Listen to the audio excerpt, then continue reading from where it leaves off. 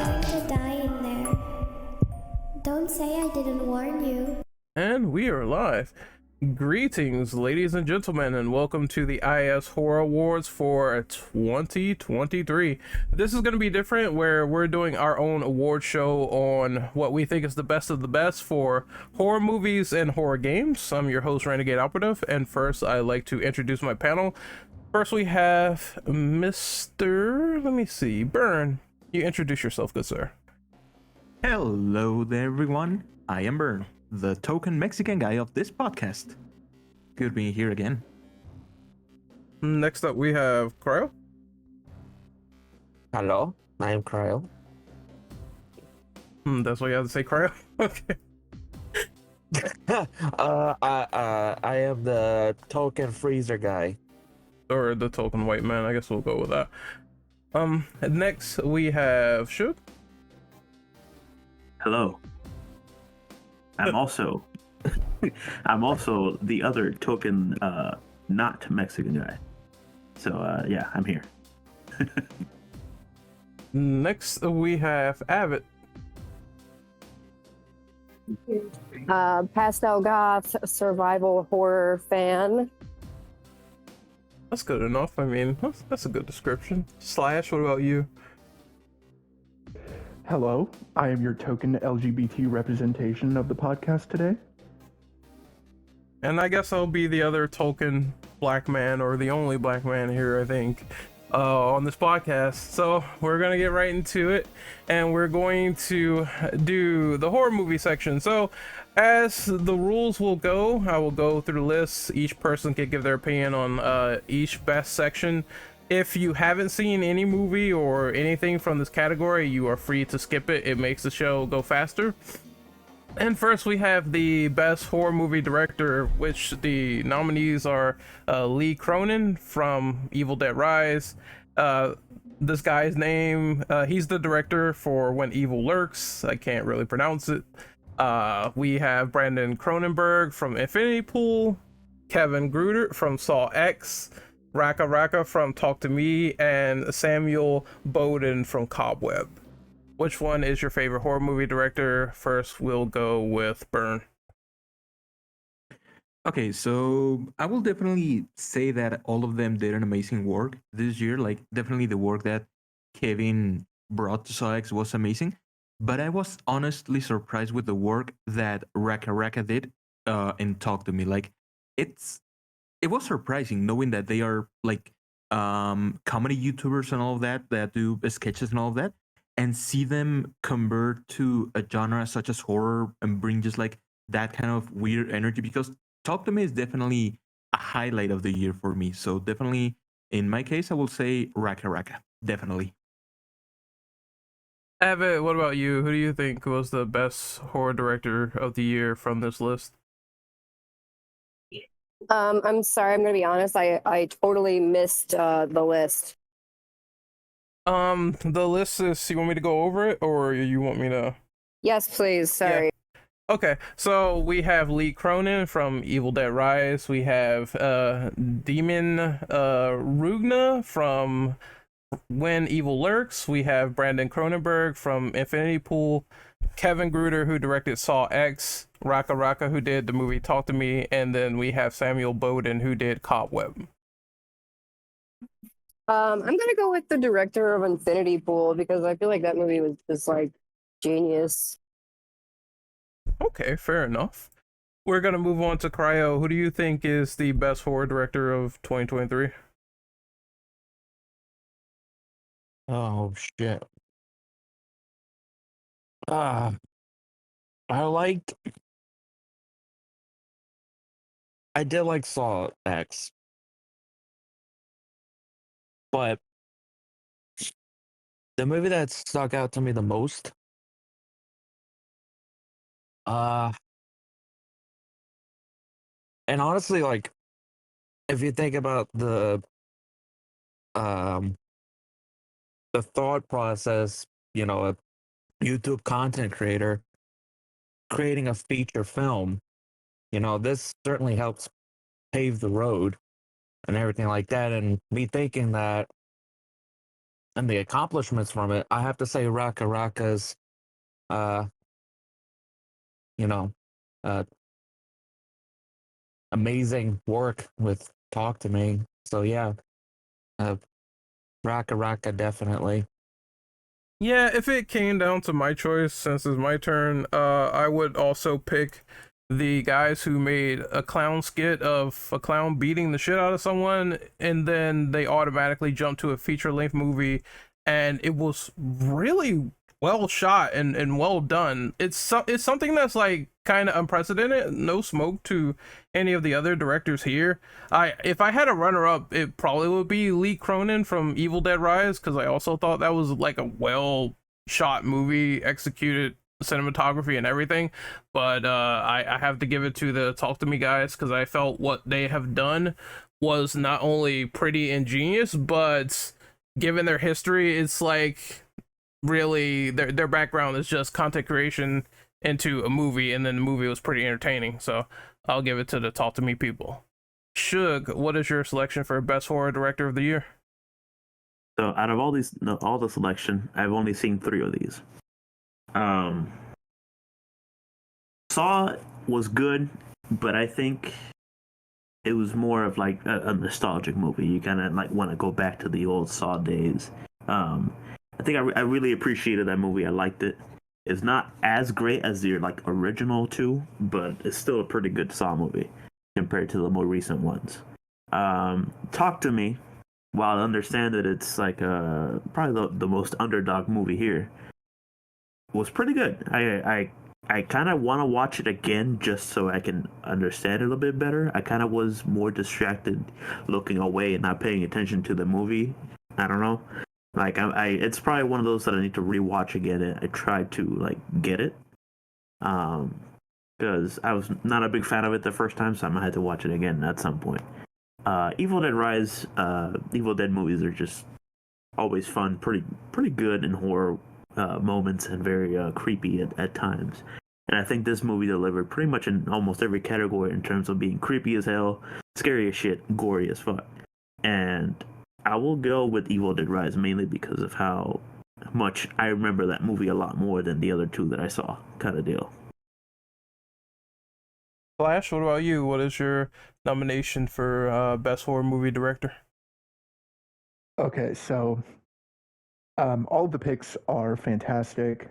I feel like each one of these directors brings something to the table, especially Lee Cronin, which is why I'm going to pick him. I feel like he understood the Evil Dead assignment a lot more than Fede Alvarez did with his 2013 remake, sort of, but not really. It felt like it was an evolution of Sam Raimi's style. It brought that old, very dark comedic tone to the modern day. And I think it really benefits from having this closed in apartment setting. And Lee Cronin uses it to effect with very claustrophobic shots and everything. So it pulls the audience in more. And that's just relatively why I'm going to pick him. All right, we're gonna move to the next one, which is best horror movie villain. So first we have Megan. Second, we have Ghostface from Scream 6. Next we have Valak from The Nun 2. Then we have Dracula from The Last Voyage of Detmer. The Boogeyman from the Boogeyman movie, and then we have the Maggot Mother from Evil Dead Rise, the crazy mother that was like sort of going around causing havoc and hit her head on the bathtub. Her. So, who is the best horror movie villain? We will go with Burn first. Okay, so all of these horror villains are also amazing. And for my choosing, I might be a little bit biased because for me, the whole concept about Valak and the way that it's used in the Conjuring movies by taking the image of a nun, I love that whole concept. Like, I love whenever they use nuns and just like religious signs as part of the horror and stuff like that. That's why, for example, the nun scene in The Exorcist 3, I love like that whole movie because of that. I think that Ghostface, the whole concept is also amazing, and the way that they worked that for Scream 6 was pretty amazingly well done. And Dracula is really faithful, but for me, I definitely think that Balak just gives me that like little. I have a thing for that, for just like religious signs being used in horror. I think it's a nice touch, and definitely, I think that Valak has given definitely.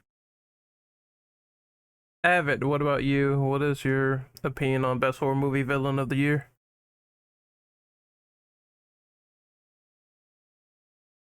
Can you hear us? Are you talking to me? Yeah. I'm gonna have to be honest. I can't give an opinion on that because I don't really know much about them. So I'm sorry. Oh no, it's fine. It's fine. We can move on to my selection then. You know, this is kind of a hard question for me because I feel like horror movie villains are very routine at this rate. Like it's kind of hard to really get into like a very intricate villain. You see like the usual slashers like Ghostface, and I understand that there are some Ghostfaces that are better than others. But Scream 6 was not the one that's my favorite. This Scream 1.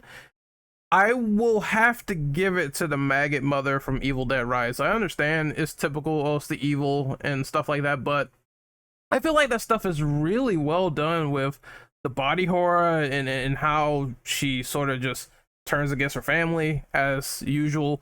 And it's the way you think of it, it can be sort of a tragic story because this normal family got their whole life turned upside down because of this curse, and kids reading stuff that they shouldn't with the evil incantations of Evil Dead. I really enjoyed it. Nice fearsome villain being given to people, so I have to go with her. Next we have Cryo. What is your favorite horror movie villain of the year? This is a fucking hard question. Yeah, I agree. Like, because I think everyone here, I don't think they've seen, the Boogeyman, No, I have not seen but that one yet. but it's definitely one I recommend because of the theme. They did play it really safe, but I guess they wanted to test the waters, so to speak. But I would go with Scream. I would go with Scream 6, Ghostface, because out of all the ghost faces, this ghost face was pissed the fuck off. Like the guy in the store got in his face and he's just tilted his head like, do you know who I am? You really want to do this? Like the most pissed off character. Um, but honestly, if the boogeyman wasn't on there, I would say Ghostface, but I would have to go to the boogeyman because I liked the idea of that villain. I like the fact that it was a representation of loss, of grief, that dark feeling that you get when you lose somebody close to you, because that's what the movie was all about. Grief, how grief can consume you, and it's all about moving on. And I like that the villain, it latches onto you because of what you're feeling. If you lost somebody close to you, it feeds off of that. And as it's feeding off of you, it attacks you when you're at your very weakest and kills you. I like that. So I will have to give it to uh the boogeyman, especially the design. Like it could have been better, but then again, low budget. But I like the fact that it looked extremely grotesque, very eerie, creepy, very good personification of grief, what grief would look like if it was a creature. Now you're making me want to check that movie out. Goddamn. But next up is Shug. Shug, what do you think about best horror movie villain of the year? Well, let's see, because Again, I didn't see many of these, like Megan or the Nun. You kind of know what the hell she is. It's a very scary looking woman, and then a very scary looking demon combined together. It works. It's very the image kind of sticks with you. You know, it's something that like the first movie wasn't really that scary, but her face just remains in your eyes and your brain, kind of sticks with you. Um, Ghostface, I agree that this Ghostface wasn't really that great this time around compared to like some of the older ones, especially the first one. But it wasn't that bad either. Dracula is a classic. I haven't seen that movie, but you know, just Dracula in general is always kind of the same. Uh, Evil Within or Evil Dead Rise. Sorry, not Evil Within. What the hell? The Maggot Mommy, as you have titled it here, I think was probably one of the other good villains in terms of like horror. So like, to me personally, would be like some sort of a tie between Valak and the Maggot Mommy, but I'm probably gonna lean over to Evil Dead. I think that one was a bit more memorable this year in terms of how the actions and all the stuff that one did compared to the Nun. And that Nun doesn't really do much, if I'm not mistaken, in most of the movie. And I don't even think it does anything in the second one. I've yet to see it though. But yeah, I will go with the evil Maggot Mommy. All right, Slash, you are the last one. Who is the best horror movie villain of the year in your opinion? Okay. These are some great villains, I will say, all the way from Megan down to the evil maggot mommy. If I could, it would have been a tie between the evil and Ghostface, if it was not for the fact that Ghostface this time around after a rewatch was really weak in the motivations. Well, their execution. The idea of the motivations is not what bothered me. They felt like they were going to just ruin the main character, Sam's life, but decided halfway through the movie they were going to try and kill her. And I felt that kind of not having a set path for Ghostface is what drug that movie down a bit for me. But with the evil and Maggot Mommy in Evil Dead Rise, it goes back to what I was saying about Lee Cronin. The claustrophobic effects of the entire film are really enhancing this villain because you know these characters are going to have a tough time getting away from it. And I feel like the rules of infecting also helped with that. Because it felt like at any point this monster can infect you and turn you into a deadite.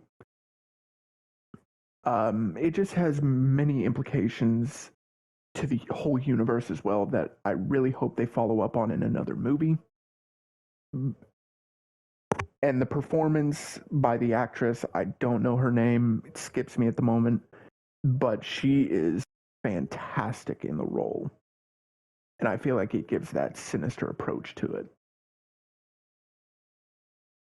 All right, we're moving to unfortunately the worst horror movies of the year, trash tier, absolutely awful.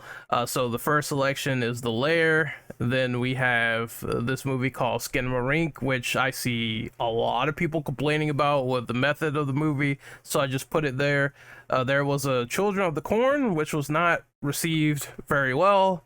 Exorcist Believer is the big one on this list because it was the new Exorcist trilogy by the Halloween director David Gordon Green, and people said it was disappointing, so I put that up there.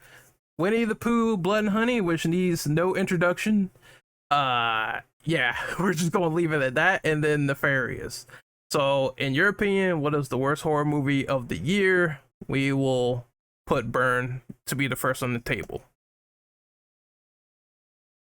Okay, so as Ren said, no introduction needed. Winnie the Pooh, Blood and Honey definitely will be the worst horror movie of the year. I think the other ones might be a little bit more enjoyable, and I'm actually gonna delve into it a little bit more. But definitely Winnie the Pooh, I feel that it tried to have itself be like its whole thing is just like the shock value, just like the fact of like, oh, Winnie the Pooh, the cutesy character, being horror. Like that's it. there's no essence, there's no feeling. Like it's just like plain dumb stuff. But for the other movies, I'm actually gonna say that Skinamarink should not be here at all. Skinamarink is an amazing film that actually doesn't deserve this kind of thing.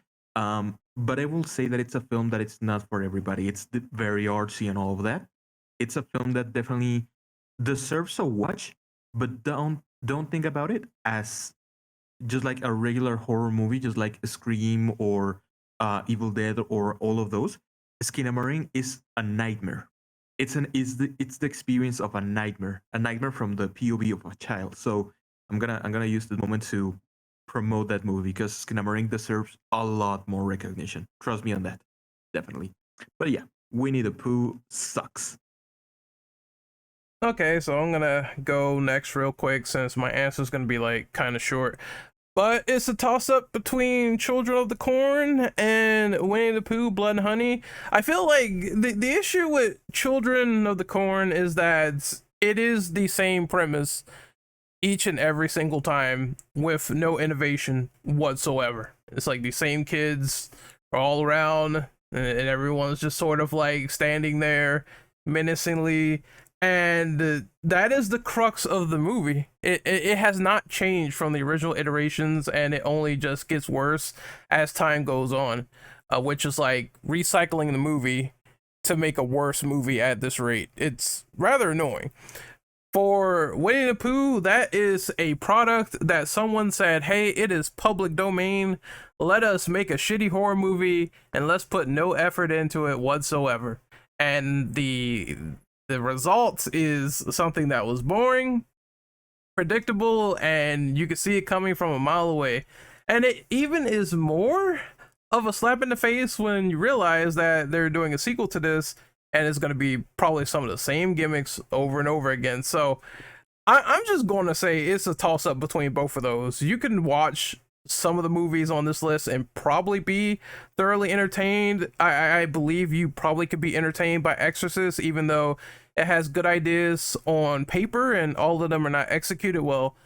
But Winnie the Pooh, I really fucking could not stand, and the same goes for Children of the Corn. So those are my two for worst movies of the year, honestly. I'm going to go with Cryo. What do you think is the worst horror movie of the year? Children of the Corn. Oh, that was quick. Explain why. It failed to capture the essence of the novel. It like it didn't feel like a Children of the Corn like story, in my honest opinion. Like I saw a bit, I saw like a good chunk of it through clips, and then that fucking dog shit ending. It was clear they just wanted a shock value ending. I hate shock value endings. I really do.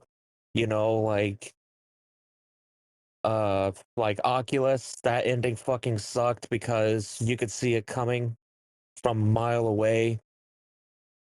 Or Texas Chainsaw Massacre on Netflix. Um, you know, it it was a letdown. It was a big letdown. Like even with going into it like neutral, I still got let down somehow. Somehow, with my expectations not set high, just neutral, I still was disappointed.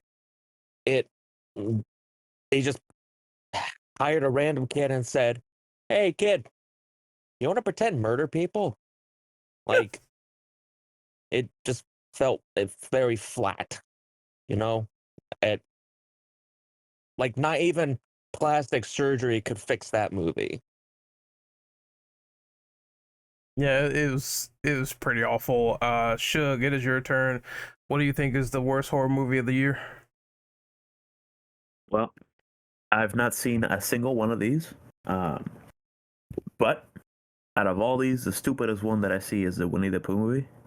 And I will go with Children of the Corn also. mainly because not a single one of them has been good since the original. And just because I enjoy the original, and anything after that, they're all kind of just ass. So bottom tier for sure, Children of the Corn, just because, and especially with how Cryo explained it even more. Winnie the Pooh is just a stupid idea that people bought into, and it's just dumb. So I think those two definitely get it a lot. Flash, what about you? What is your worst horror movie of the year? Oh boy, you have picked some doozies here. But I'm gonna go out on a limb, and I'm actually gonna say The Exorcist Believer, for a few different reasons. One, I was a big fan of David Gordon Green's Halloween trilogy, and I will stay on my deathbed saying that Halloween Ends is a great movie. But from day one when they announced this movie, I said, that is not going to work. There is a big difference between jumping from a slasher horror franchise to a paranormal horror franchise. I feel like that is too big of a leap between subgenres, and it shows in the movie. The movie does not convey any sort of terror. It was obvious from the trailers that they were setting up the trilogy before there was even an announcement of it, if you hadn't even heard of it. And overall just dragging out Chris's actress out of her deathbed to come and act in this movie. It just stinks of trying to capture lightning in a bottle again, like they did with Halloween 2018. And I feel like we're going to see a constant dip in quality throughout this entire trilogy. And to add on to it, it's not the worst movie out of all of these, but it is the most disappointing, and I feel like, and it's the most boring. At least with some of these other movies, you can find some entertainment out of how bad it is. Like with Winnie the Pooh, you can go, haha, that looks like shit.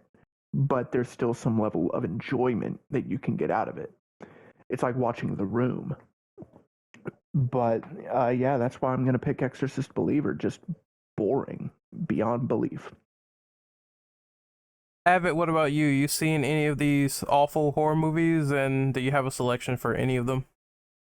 I'm gonna say Winnie the Pooh because I think it's just like one of those classic situations where they didn't ask themselves if they should. They just decided that they could. And the character design, it just looks incredibly stupid. Like absolutely garbage. Oh yeah, the character designs are awful. I don't know, and it looks even worse. Like it looks like Tigger is a dog that got kicked in the nuts like 50 times. It's awful. I don't understand why they're going in this route. They think it looks scary, but it just looks completely dumb. So maybe that'll be one movie we add on the pile for movie night. But yeah, those little models are terrible. So we're moving on to the most anticipated horror movie of 2024. First, we have Maxine. Then we have Nosferatu, Terrifier 3, A Quiet Place Day 1. Radio Silence, the creators behind Scream 5 and 6, they're making an untitled horror movie that's based around monsters. There's the new Alien movie called Alien Romulus. Then there's Return to Silent Hill, and then there's Night Swim. So out of all these, which movie are you looking forward to the most next year? Burn, you go first. Okay, so these are nice picks because some of these I actually didn't know. Now I know that there's an upcoming Alien Romulus movie. And that might be exciting. That might be actually interesting to me. But I'm kind of wary about the whole thing because we've seen what happened with the Alien franchise before. It's in a weird state as of now. Like maybe it can do something really good or something bad. I think they have right now no in between, honestly. And Terrifier 3 definitely became like a personal anticipation of mine. It took me some time to watch Terrifier 1 and 2, but once I got into them, I was like, this is amazing. Like, this is just like the best thing that I've seen in years. Like, it feels so real, not real, like genuine in general, in the way that it's done as a horror movie. But also, Maxine is offering something interesting that I do want to watch. I will have loved if they have delved more into the whole thing that happened between Pearl up to X, or maybe even introduce a new character or something. But definitely, it's gonna be something good. But for me, I will say that maybe Terrifier 3 is my most anticipated horror movie of 2024. Is the one that I want to watch the most now. All right, I'm gonna go first. I think the Radio Silence monster movie will be something different. They've hit it out of the park with Scream 5 and Scream 6, and now they're taking the time to do something different. That is one of my more anticipated movies. If I had like a runner up, I would say Night Swim. Just the trailer alone looked interesting. It didn't show any of the creatures or anything, but it set this whole just eerie tone that is just very depressing and very creepy and very off-putting. And I think what they tried to accomplish there made the movie kind of mysterious to me, to the point where I do want to watch it, I do want to check it out, and I do want to see it. If I had like one more runner-up, I would say Return to Silent Hill, because at least they're getting the director of the first movie, and the first movie was really good. So I'm kind of excited to see what he does with it next year and what direction he goes into. I know a lot of people were kind of annoyed by the adaptation and leaks and how some things are going to be different, but I still believe the first one also took liberties, and it turned out to be pretty fine. It was a pretty entertaining creature feature, in my opinion, and I can't wait to look forward to the sequel. So I will move it on to Cryo. What are you looking forward to for 2024? Um, Honestly, because I've been looking forward to this for quite some time. I would have to say number one, Maxine.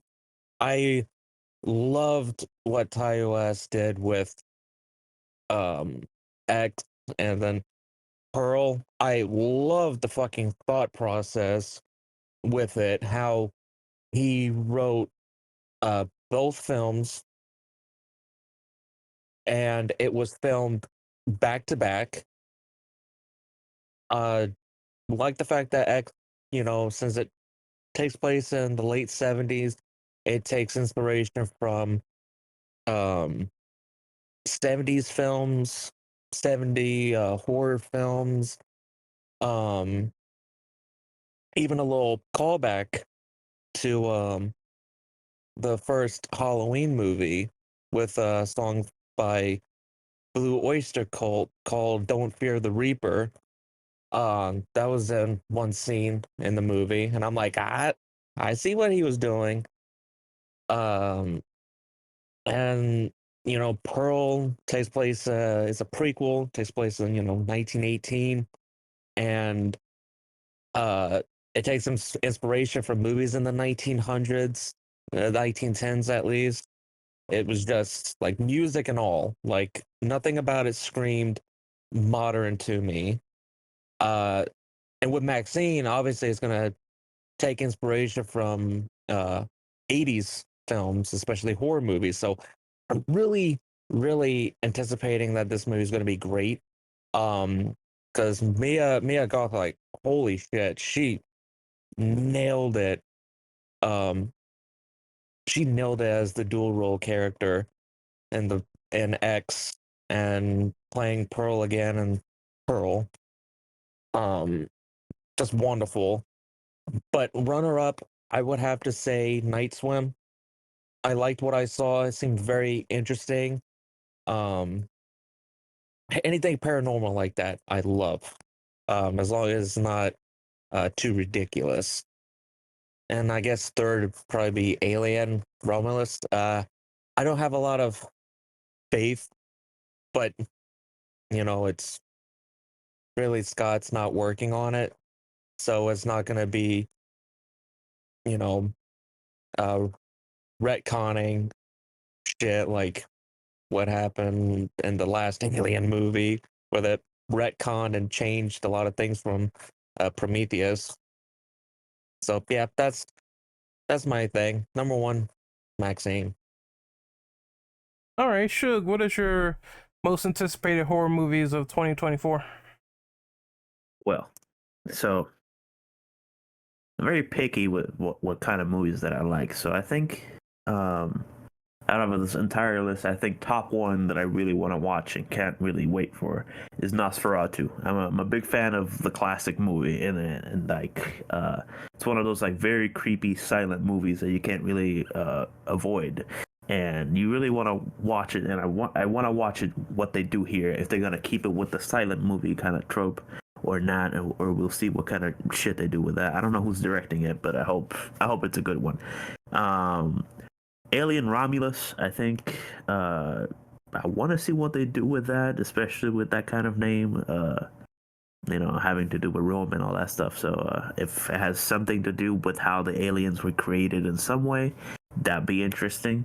And Silent Hill, I think since you said that the original director of the first movie is going to be on that, I'm sure it's going to be pretty good. That first movie was really good. So I think those are probably like my top three most anticipated horror movies for next year, for sure.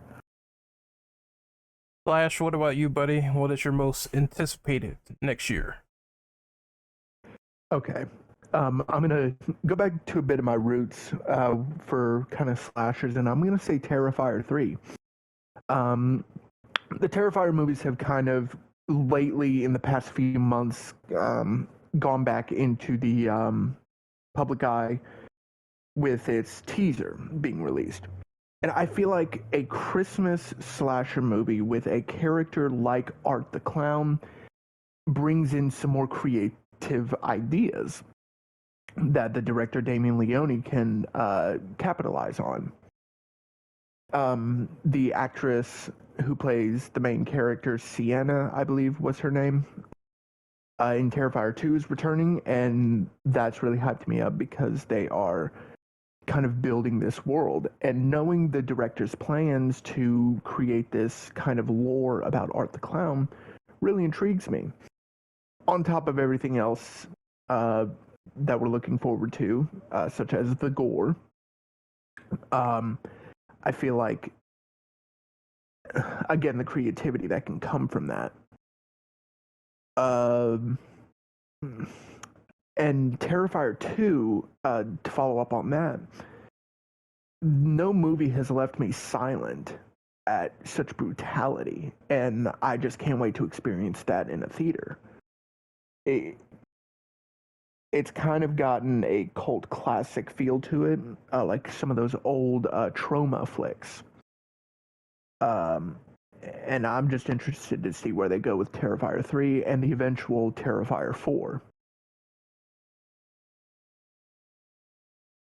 Avid, what about you? What is your most anticipated horror movie of 2024? Okay, I definitely have a lot to say on this one. So, my most anticipated movie for 2024 is going to be Nosferatu, and here is why. First off, the cast is absolutely stacked. You've got Bill Skarsgård playing Maine, and this is not going to be his first time playing a vampire. And the whole theme of vampires for me, that is one of my favorite horror tropes of all time. Anything to do with vampires, I'm there. You also got Lily Rose Depp, Willem Dafoe, who is just a master of an actor, Nicholas Hoult, who I always love to see, and Nicole Kidman. That's going to be really interesting to see her playing in this film. I mean, there's more actors that are just going to knock it out of the park, I believe. The director, I've liked his previous work, and this is also not his first time working with a Skarsgård, so I think he's going to have a really good relationship with Bill. And I also I'm really looking forward to it because Nosferatu is such a classic, iconic take on vampire lore, Transylvania, all that. And this is going to be a 2024 movie with all the new special effects that we have today, and the writing, the directing from these people. I think it's going to knock it out of the park, and I can't wait at all. I can't wait. All right, we're moving on to best original films of 2023. First, we have Talk to Me. Then we have Husera, the Bone Woman. Then we have Sick. We have Birth, Rebirth, Totally Killer, and Cobweb. I'm gonna go real quick. The only one I've seen on this list is Talk to Me, and I know that's a very vague answer. I know I wanted to see Cobweb and Totally Killer, but I haven't gotten around to it yet.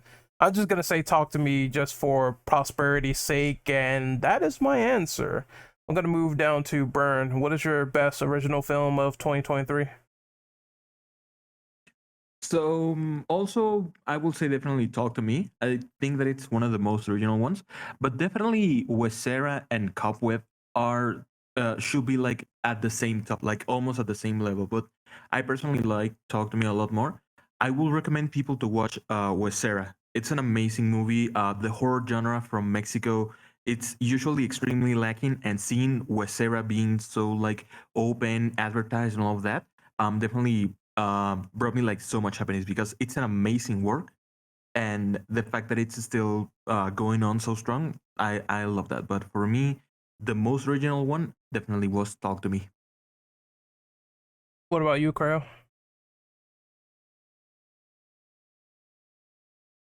That definitely Talk to Me. Like you guys, the people that were there during the watch party, I don't have to explain why that movie is my pick. I mean, to be honest, I haven't seen um the other movies on the list, but Talk to Me with the themes and everything like that. I know I broken record. I keep talking about themes, the message, yada yada. But seriously though, just everything about that movie just spoke out to me. So I have to say Talk to Me. The ending though was god damn. What about you, Slash? I've only most people in this one. I've only seen Talk to Me. And Talk to Me outside. I didn't pick Raka Raka for best director earlier, but I will say their inclusion into the horror scene as YouTubers, to start out as YouTubers, it can lead and open up more opportunities for creative people finding their platform on YouTube and later delving into the world of Hollywood. Markiplier himself is also following in those footsteps with his movie Iron Lung coming out. It's just the opportunistic ideas of Talk to Me. That's what intrigued me more than the actual movie. What about you, Shug? I will have to go with also Talk to Me. I think while, again, I personally didn't enjoy it for off the bat, I will have to watch it again to understand the message, as Cryo says, and maybe give it more of a chance to actually like it. But I think for sure it was a pretty original movie in terms of how it did its horror. I kind of really didn't expect it to be how it was done. It gave me a lot of Evil Dead like vibes in terms of how they did their horror sometimes. So I think, yeah, for sure, with how Talk to Me was done, I will probably 100% give it to the original for that one, for sure. I've never seen the other ones, though, sadly. And Avid, what about you? Do you have any sort of opinion on the most original horror film of 2023? Yeah, I'm gonna agree with the masses and say Talk to Me. I've watched a lot of paranormal movies. I'm a huge fan of like The Conjuring and the Insidious series. I think it had some slight Insidious vibes, but the way that the hand and the way that it granted them some sort of pleasure, but they're also like inviting these spirits into the physical realm in a way that it was very original. It was a totally different take on bringing spirits into the world and summoning them and making contact with them, and weirdly, you know, the pleasure derived from that to the people holding that hand, that was something that you just really don't normally see. Yeah. And yeah, the other thing I wanted to say about it was it did my favorite thing, which is it doesn't tell you all the answers. It doesn't explain everything. And I think that is a very special thing, that if movies can do that, if they can make you think and wonder and like ask all these different types of questions that are never answered, I think that's a success. I also want to. Oh, go ahead. I was just gonna quickly add, because I was gonna say this earlier, but it wasn't a good point to bring up. I wanted to wait until now. It also subverted a lot of people's expectations during the watch party. In my ear, I just kept hearing people going, "Okay, jump scare. Where's the jump scare? Where's the scare? Where's the pop out?" Like everyone, it seemed like everyone was expecting like something to pop up at them, and it's like, no, it was pure like psychological, which I fucking loved. The fact that it subverted everyone's expectations in the watch party and in the movie theater. Like everyone expected it to be like how certain, I'm not gonna say all, but certain like horror movies nowadays that has that pop up on the screen, the jump scare, like multiple loud bangings in your ear. You know, it subverted everyone's expectation with that, and it's purely psychological. I love that. Yeah, and I said it like in my head when I was thinking about what I was gonna say about Talk to Me. It just is a cross between drug addiction and a Ouija board. It's very funny in a way, but it's also like I've never seen anything like that recently until now. So it is something that I wonder how they're going to do the sequel, since that was confirmed. So if I were to say that's something anticipated in the future, I am looking forward to that as well. So we're going to move to the second to last question, which is the best horror movie of the year, and we have Talk to Me, Saw X, When Evil Lurks, Evil Dead Rise, Infinity Pool, and Scream 6. I'm gonna go first real quick. I'm just gonna say Saw X. Like in terms of sheer excitement and them bringing Saw back to a state of actually being enjoyable, it was really good. It of course is not like the best Saw like ever made, obviously, but for some of the recent Saws, I would still put it like top 3, top 5, because of the entertainment factor, because they brought back Jigsaw and he was like throughout the whole movie. And it's kind of like he's almost the hero in a sense when it gets to a certain point, a stupid doctor coming in and trying to fuck shit up. So that was entertaining, and that was a nice version as well to that movie. So I just think that in terms of sheer enjoyment, I would have to go with Saw X. If I had a runner up, it would be probably Talk to Me. Like that was really good. The themes we were discussing and everything, like I said, it's a mix between drug addiction and Ouija board, where a lot of crazy demonic shit is going down and people shouldn't mess with it, but they can't help themselves because they're human beings. So I would personally say, yeah, Talk to Me is definitely a good runner up for movie of the year. I'm going to let Burn go next. What do you think is the best horror movie of the year? So I'm gonna go simple about that. Same thing as before. Talk to Me definitely is the one that surprised me the most. Saw X was really good, and definitely seen the formula of Saw come back.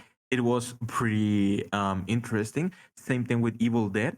Infinity Pool was also a refreshing kind of experience. And Scream 6 might have been it's a decent one, but for me the one like of all of the films, the one that surprised me the most definitely was Talk to Me. In the way that it's such an original combination of concepts. Just like as Ren said, like the mix between drug addiction and Ouija, that's just like amazing. It's so unique. It brings just so much into the whole genre. So for me, the best one was definitely Talk to Me. What about you, Slash? I'm going to agree with you, Ren. I'm going to say Saw X. And I also have another movie that I would like to sing its praises in a bit. That is not on the list currently, but I just want to give it its. I just want to shout out its little praises here. For Saw X, after years of the franchise laying dormant for it to return with Jigsaw and Spiral, I feel like fans of this franchise had lost a lot of hope in the series. But with Saw X, it it felt like an evolution of those original movies. Its lore implications really ties a few things together, and it just felt like the perfect Saw movie that Kevin Gruder really wanted to make again. His Saw 6 is phenomenal. The traps were fantastic. None of them felt unwinnable. It was purely due to their own fault, and making Jigsaw the main character was the smartest decision that this franchise has ever made. The other movie I want to sing praises about that is not on the list. Uh, Many people wouldn't consider it horror, but my experience in the theater was, and it is Godzilla minus one. That movie is pure unadulterated terror, and I just want to sing its praises just while the movie is still in theaters. So, yeah, Saw X pick for best movie of the year. All right, so Cryo, did you get your turn out? Um, it's so difficult. I hate this. I know it's hard. Yeah, I I love all these movies. Um, shit. Um, I would mainly because I find it relatable. If um that particular event and September didn't happen to me, I wouldn't say Talk to Me for number one, and I would just have a runner up. But because I find the film even more relatable now, I would have to say Talk to Me for best horror movie of the year. Runner up, definitely Saw 10. Like, it went back to the roots of what made the movies in general like great. Like, um, really didn't overdo it with the plot twists, the return of Amanda, seeing those two actors like working together again, the chemistry, it it was just wonderful seeing Tobin Bell back in the saddle, back on the saddle again. It was like amazing. Like not gonna lie, when I saw the movie, a few tears may have like came from my eyes a little bit, seeing both of them on the screen again, talking, having a heart to heart moment, because I'm like, yep, just like the original. Yep, yep, love it. Uh, and then third runner up or second runner up, definitely Scream, definitely Scream 6.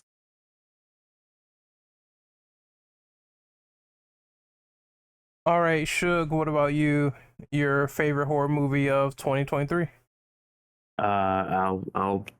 I'll probably go with the masses, as it seems to be Saw. Um, I'm a big fan of Saw. You know, I grew up watching Saw like many of some of y'all. Um, it was one of those movies that I thoroughly enjoyed throughout as it all came out. And, you know, Spiral, Jigsaw were pretty much the worst of the bunch, I would say. Not the worst, but not really that great either. So the fact that they basically quote unquote went back in time and brought back Amanda and Jigsaw himself uh, was something of magic, especially with the fact with that man's advanced age, how they were gonna do uh, just past in general. So it was very interesting. Again, as Cryo said, you know, it's something that these two people have an amazing chemistry when they're together on a scene. Those first three Saw movies were fucking just incredible with how they were all, you know, how they both interacted with each other and whatnot. And you know that kind of magic fell off as those movies went ahead without them. So the movie was incredible in the aspects of the fact that hey, they brought back the original Jigsaw. They had this man, you know, they had him show all the desperation that he had to go through to get rid of his cancer, and the fact that he got tricked about it, and that's what kind of like set off his rampage in terms of, you know, putting people in these puzzles and letting them die. Um, so I think for sure I will give that movie its flowers basically, and I think it was a pretty well done movie, really good. Talk to me. I might talk shit about it. I don't hate it. I liked it. It's just I might need to, you know, watch it again to give it a fair assessment. And I understand the messages of drug addiction for sure. You can feel it off of the fact that they get that exciting high whenever they mess with the hand. The Ouija board, you don't fuck with the Ouija board. And I think another theme for that would be peer pressure. I think peer pressure was heavy on that movie for sure. So it's very interesting what they use for the themes that they used to make that movie. So I of course runner up for sure, and then Evil Dead Rise. Evil Dead Rise was just I guess, you know, a third runner-up would just be it's the fact that it's Evil Dead. You know, it's one of those classics that to this day still does pretty fucking well anytime it comes up. So, you know, it's pretty much it. You know, it's like Evil Dead it's a third one, but it's still like a tie between second place for those two movies, at least for me. Abbott, what about you? What is the best horror movie of the year? For me, I'm gonna go 100% Infinity Pool, and here is my reasoning behind that. First off, I want to say that the entire premise of the movie was you don't see horror movies do clone stuff, especially the way that they did it. Second off, it was beautifully shot. And the pacing was very amazing. One of the things I hate most about some horror movies is the pace. It's like it's too slow of a burn. It's not catching my attention, but I think the pacing of Infinity Pool was very good. I think the cast was very good. I think Mia Goth and Alexander Skarsgård had really great on-screen chemistry. I think that that the fact that they never truly knew if they were the real original them or if they were a clone, that energy was palpable. You could feel it.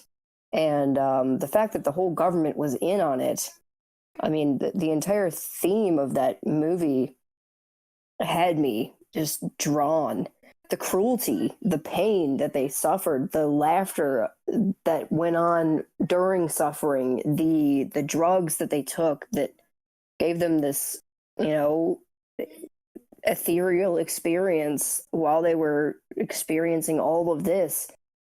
And even the ending where you could kind of guess that the reason that James never left the location, the resort, is because he wasn't him anymore, and his body and mind were tied to that place. so he couldn't leave because there was nothing left of him.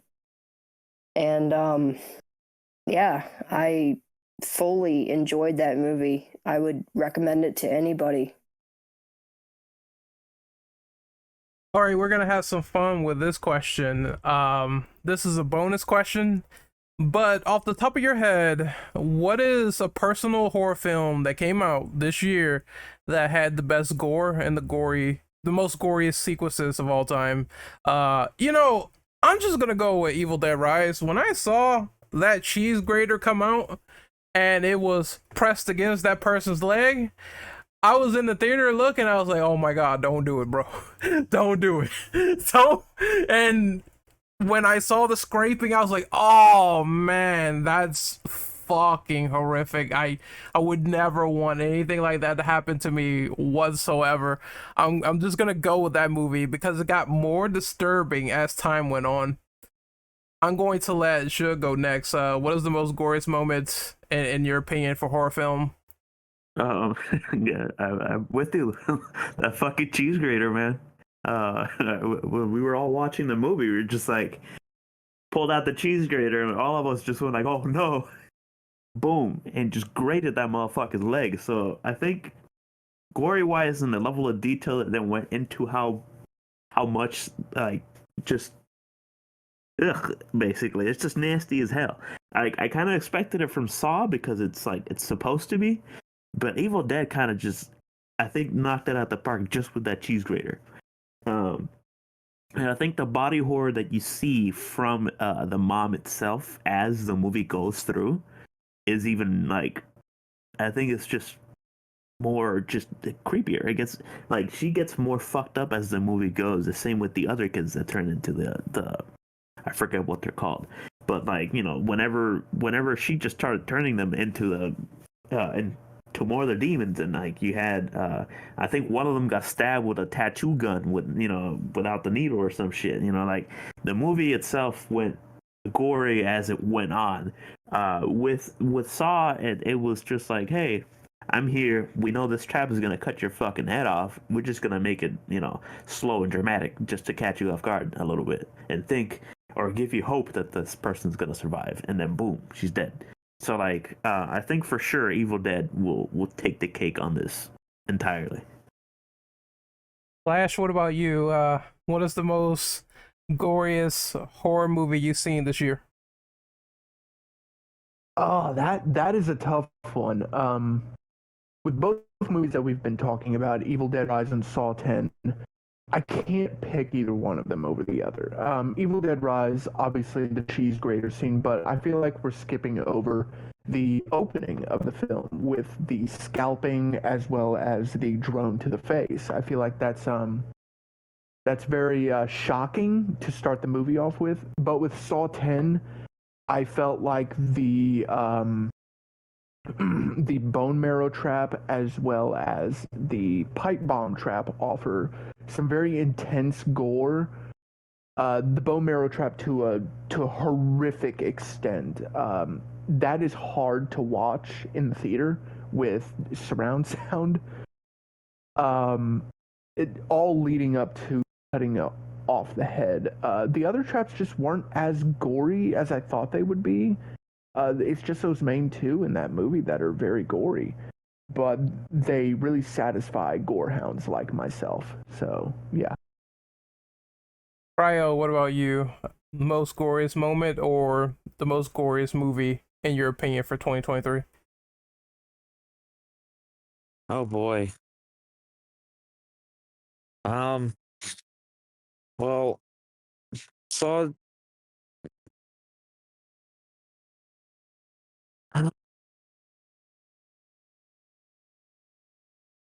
honestly, I mean, if Scream 6 wasn't on, I would say I would use um I would use Saw 10's scene with uh what was her name? Gabriella. Uh Considering she got uh radiation poisoning while also breaking her hands and her ankles, and then having her neck crushed by the chick. I would say that, but the thing is, though, Saw 10 was more like the original two, at least, not very over the top gory. Um, fuck. I hate this so much. Ren, what did you put me into? I had to even mention the glass eating scene from Evil Dead Rise. That movie is nasty as fuck. I was like, I heard I need to see that. I need to see that movie still. But honestly, I would have to go with Scream 6. What happened to oh, what was her name? Didn't it start with an A?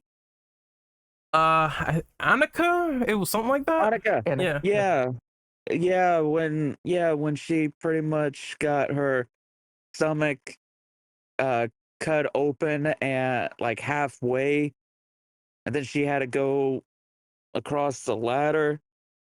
And then Ghostface just slams the knife down onto the windowsill and just fucking shakes the shit out of the ladder, and she smashes her head on the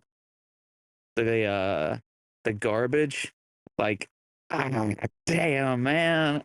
I have to say that the movies that I've seen, I gotta say that Annika's death in Scream 6 was just wow.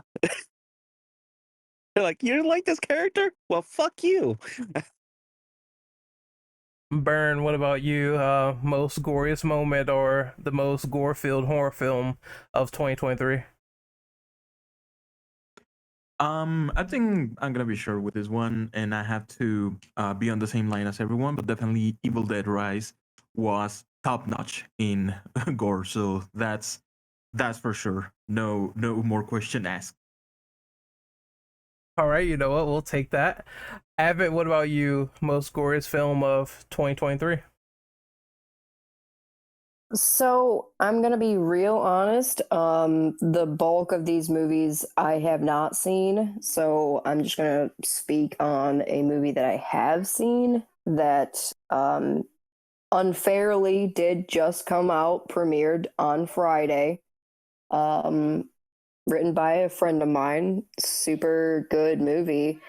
Lord of Misrule. The gory scene in that movie that totally surprised me that I was not ready for was when this chick walks into a trailer hoping to speak with someone, and instead she's greeted with a completely flayed open corpse. I mean, we're talking completely flayed open and like spread open, like tied open, and you're just looking at all innards, and it was a shocker because the whole movie leading up to that point was not like that.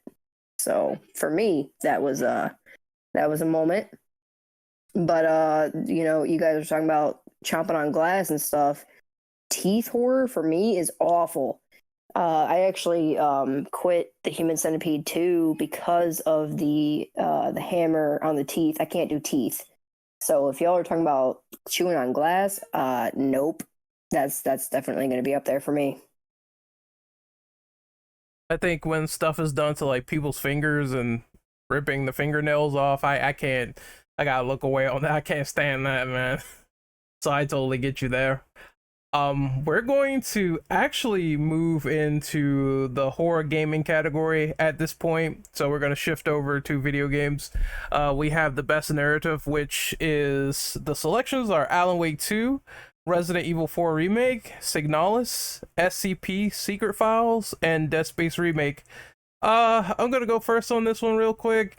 I'm gonna have to say Alan Wake 2. That story's starting to really impress me like a whole lot.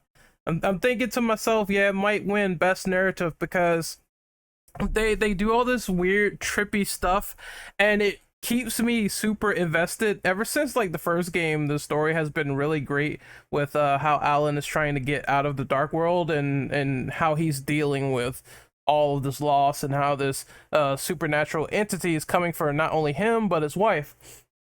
So I feel like the story between that game, the first one and the second one, is like really good, really focused, and I'm glad that they added like a additional character in. You get her perspective as well. So I'm really enjoying Alan Wake 2. So I will say that that is currently winning for best narrative for me. Next, we're gonna go with Burn. What do you think is the best narrative in gaming of 2023 for horror? There were a lot of really nice games, definitely, and actually, congratulations to Alan Wake for actually winning really big awards on the Game Awards ceremony a couple of days ago. Um, Although I will have to say that Alan Wake was amazing for me. It's an amazing game, just like that, and the story of both one and two is just simply it's on a whole nother level. It gets really meta and all of that. But Signalis was also a game that definitely surprised me a lot with the way that it told the story that it had. Definitely, I will say that it's a tie for me between those two. Although I might be more inclined to vote more for Signalis. That's for sure.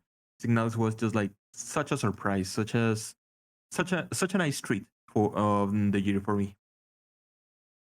Avid, what about you? What is your favorite narrative that you played of a horror game this year? So I haven't played Alan Wake 2, but I have been watching Twitch streamers play Alan Wake 2, and that game is incredible.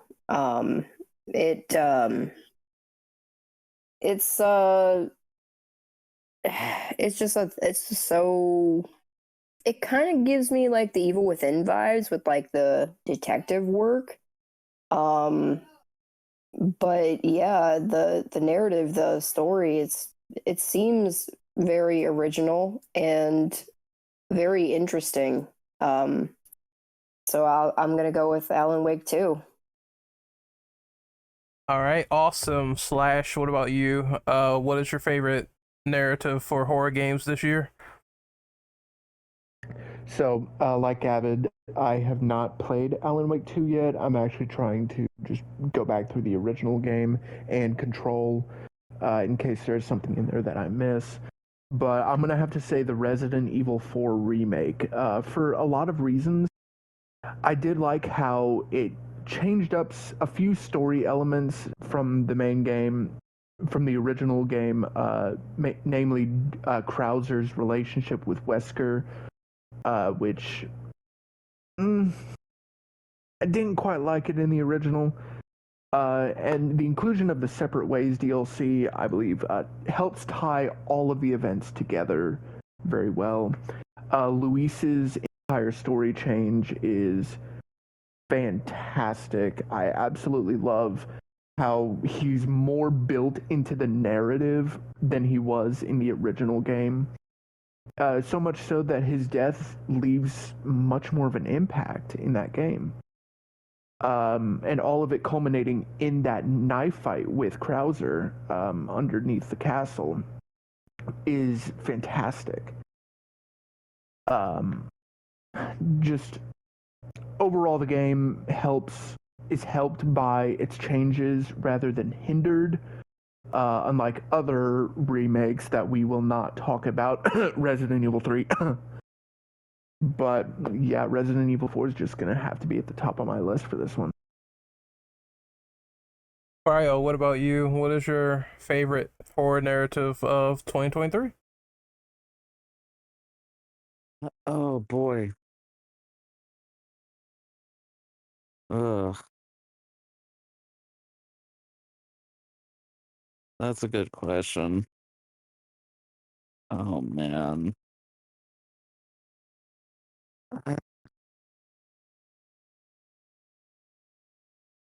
Shit.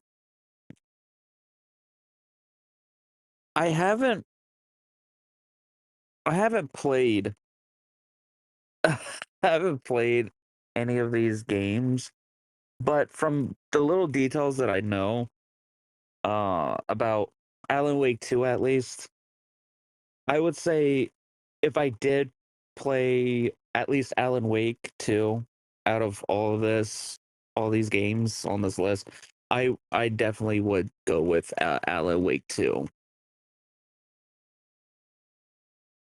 All right, that's fair enough. That's good enough. Shug, what about you? What is your favorite horror narrative for gaming of 2023? So, as I did in real life and in this video, I will vote for Alan Wake, mainly because I'm just a big fan. But I will give flowers to some of these games, like Signalis. I think Signalis was a very interesting game. I didn't play it myself, but because I'm just ass at it. But I looked it up and I watched a little bit of it. It looks like an interesting game. I might actually try it. I don't know for sure yet, but eventually I'll think about it. So like it's an interesting game, interesting concept to how the game was made. Resident Evil 4, I've seen like a million playthroughs of it. I will say it's almost like the original game. I know it's not the same as the original game, whatever. But there's some changes and all the rest of it kind of keeps the same. So like if you've seen Resident Evil 4, you've seen the remake. Dead Space remake, the same thing. If you played the first game, it's pretty much the same. It's fairly interesting. It's very fun and like still a very well played game. But I'm going to go with Alan Wake mainly because I am a sucker for Remedy and I am a sucker for Sam Lake. I do like the Alan Wake games. I think just how the character itself works. I think Alan himself, whenever he is narrating over his own story and how whenever he reads his own notes, keeps you kind of like, oh, shit, this is about to happen. When? I have no fucking idea. Because normally when you pick up these notes, they tell you what's going to happen in the story, but you don't know exactly when. So he will narrate over what he just read or what is happening to him, and it'll suddenly just like happen whatever you just read on the note. It kind of just doesn't happen with Saga, and it kind of like annoys me a little bit because I'm used to having Alan narrate the whole time.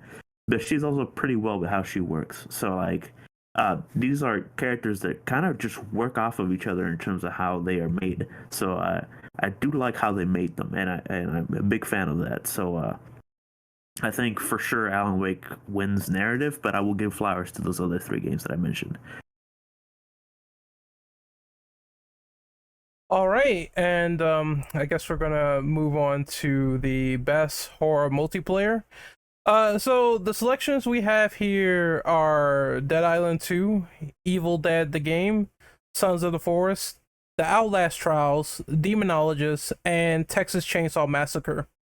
So what is the best horror multiplayer that you have played on this list? And we'll go with Burn first. Okay, so this year we have been playing a lot. We have played here on the server Evil Dead. We have played Outlast Trials. We have played Texas Chainsaw. So I think we have experience with all of those. I haven't played Dead Island 2. I played a little bit of Sons of the Forest and Demonologist. I wasn't really so into it, but I gotta be honest. Evil Dead was amazing. I completely loved it, and I still love it from the bottom of my heart. Outlast Trials was amazing. Like the whole experience that it brings, it's very unique and it's a really nice formula, although it might get repetitive at times.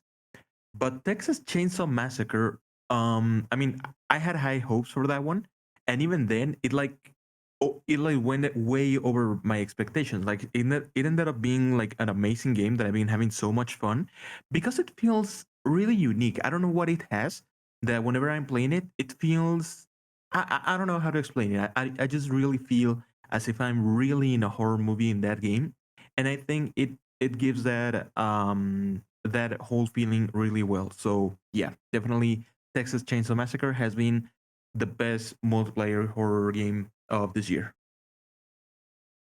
All right, I'll go next. I'm gonna say Texas Chainsaw because, in my opinion, it's really fun. Especially if you're like playing against your friends or whatever, it's just super fun, a good time running around as the killers. The three killer dynamic is a lot more interesting than something like just one killer running around hunting all these survivors. I feel like you really have to work to strategize and get out as a survivor. So each side makes the game just so fun and fundamentally different that I just love how they set things up. There's traps. Leatherface is crazy. You can saw someone in half. It's all chaos with that game. And that's why we've been playing it a lot in the server for a reason. I will say Demonologist is also a pretty enjoyable time. Every time that I play it with the guys, it's always good. But I will say, I mean, if you've played games like that before, where it's like a spooky ghost in a house and you have to farm your equipment and exorcise the ghosts, it is a dime and dozen style, which is why I would consider it as a runner up as opposed to Texas, where it's like they just take the style and do something so different where it's completely fun. And then the last one is, I'm gonna say Evil Dead the game. Now, I don't like how they ended the meta of this game where they decided to say we're not releasing any more DLC content or updates. That's like just so bad. But for the game itself and the experience I had and the fun I had with it, I will say it was enjoyable. It wasn't terrible at all. The fact, like the early game Evil Dead, it had so much promise that it was absolutely insane. It's you, a team of survivors, and you got Ash with the chainsaw chopping people up, and you're going against the demon. It's so simple, but it works for some reason, and I don't know why they decided to drop it.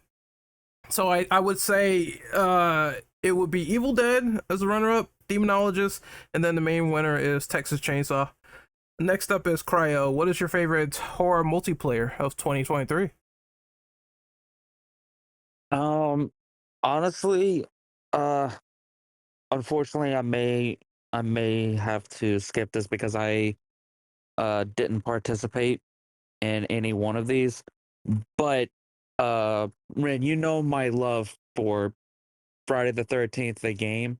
So Mhm. if I were to throw my tiny piece of paper into that hat of yours, I would say Texas Chainsaw Massacre because it's made by the same devs as Friday the 13th, the game, and the the devs put a lot of love and attention to both the games clearly, and it was sad to see the fate of Friday the 13th, the game, because of the lawsuit, Yeah, and the license between loss. That game was Cunningham fun. and Miller. Yeah, because then they had to drop everything, no content, and everything like that. So, yeah, if anything, if I were to vote, I would go with Texas Chainsaw Massacre out of bias, but also appreciation to the devs because clearly they're very passionate about it. I follow the I think it's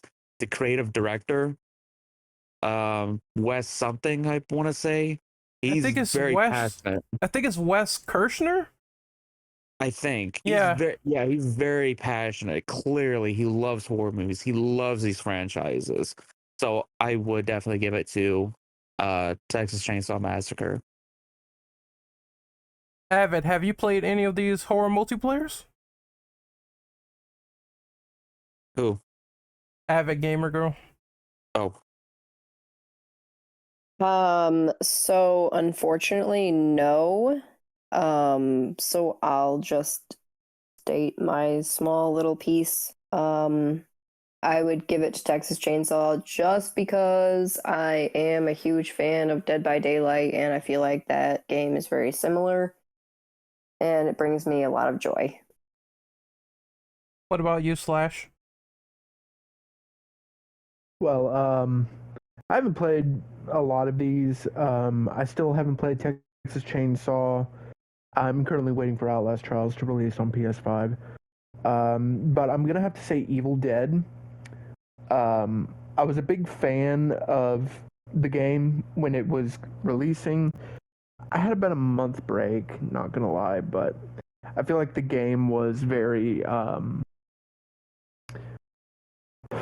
the game didn't encourage the same sort of play styles at times as I sort of feel like older games would have if it was released anywhere around like Friday the 13th release date or Predator Hunting Grounds. Um, and some of the content updates that they did give us were fantastic. I felt like the single player missions to unlock new characters, I felt like those were some great additions. It's unfortunate how it died, but you live with it, you learn, you know. But hopefully this does. Hopefully the success of games like Texas Chainsaw Massacre do help with encouraging more devs to um, keep these games going again. So yeah. Doug, what about you? What is your favorite horror multiplayer of the year? Dead Island. I think it is pretty much the only game I really play multiplayer that is horror. So, or like I did play Chainsaw Massacre, but playing with the people that I played with kind of just killed the game for me. So, I will stick to Dead Island 2 mainly because I really enjoyed it. It was really fun. It was something that I personally didn't really expect it to actually be good, especially with how long the development time was. I was kind of like, oh, I'm hoping I'm not really disappointed in this. Where if I'm trying to do some content with my friends and whatnot, which we didn't really have any problems or any issues with the game, which is a very good thing and a very rare thing these days with multiplayer games. So I thoroughly enjoyed Dead Island 2 mainly because I could play it with my friend, no problems, no really many issues, So it's one of those that just really went off course in terms of just like, hey, this game, it's been a long time, we're here, and it's a good one. And the game overall was good. The story was pretty decent. It wasn't really too bad. Didn't really match up to the original game, but it's still pretty good. Evil Dead, I played a little bit of it, but honestly, not a big fan of it. Sons of the Forest, I love The Forest. I have yet to play Sons of the Forest, so I'm really hoping someday I'll actually get to play it. I think The Forest in general is really good. Outlast Trials, I've seen you guys play it a lot of times, and it looks very fun. I can't wait for it to come out on console. Same with Demonologist, I've seen you guys play it. Very fun and interesting to see, at least from very afar. I don't think I'll actually play that game. It's too scary for me. Yes, I'll play bitch, but that's how I'll call it. And again, Chainsaw Massacre was pretty fun, but the people that I played it with kind of just like annoyed me to the point where I just didn't want to play the game anymore. So yeah, that's pretty much. I will give it to Dead Island 2 mainly because I had a lot more fun with it than anything else on this list, basically. It's fun. You got to get back into it, man. It's a really fun game now that they fixed like literally all of the bugs that was going on with it. People hiding in cars. Ugh. So that's pretty good for the game. But we're gonna move on to best audio design. This is best sounds or creatures or voice acting. So we're going to move right into it. So best audio design, we got Alan Wake 2, we got Resident Evil 4 remake, we got Callisto Protocol, which I just added in here because hey, it's horror and it was the tail end of last year anyway. System Shock remake, Dead Space remake, and Amnesia: The Bunker. We're gonna have Burn go first. So what did you think had best audio design on this list? Definitely for me in this case, I'm gonna give it to System Shock. System Shock definitely brought the whole feeling of the original System Shock, but in an exciting new way. And all of the sounds, all of the little things that you can hear during the game, like the steps on the metal in the ship, all of the little blinking light sounds, everything that you hear, and also the voice acting of the game is amazing. Hearing Shodan's voice in this new innovative way brings a whole new level of terror. Like you really feel that this powerful AI is like true evil. So definitely for me this year, System Shock was the best audio design ever. Also, I love space, but System Shock gives me a little bit better of that feeling rather than Callisto or Dead Space. So yeah. I'm going to give my selection to Death Space Remake. I feel as though I haven't played System Shock, but I feel as though for the audio that Death Space Remake provides, especially when you're in those moments where the ship gets dark and you can barely see what's in front of you, and you start just hearing things like clanking in the background, that was a symptom of true terror for me. They really captured that essence of things far away, or things like you can't hear in the distance, and they might be clanking before it's too late, and then you see something in front of you, it scares the holy shit out of you. I think they did an exceptional design when enemies start popping out of walls, vents, grates, and just the voice acting now is just super great.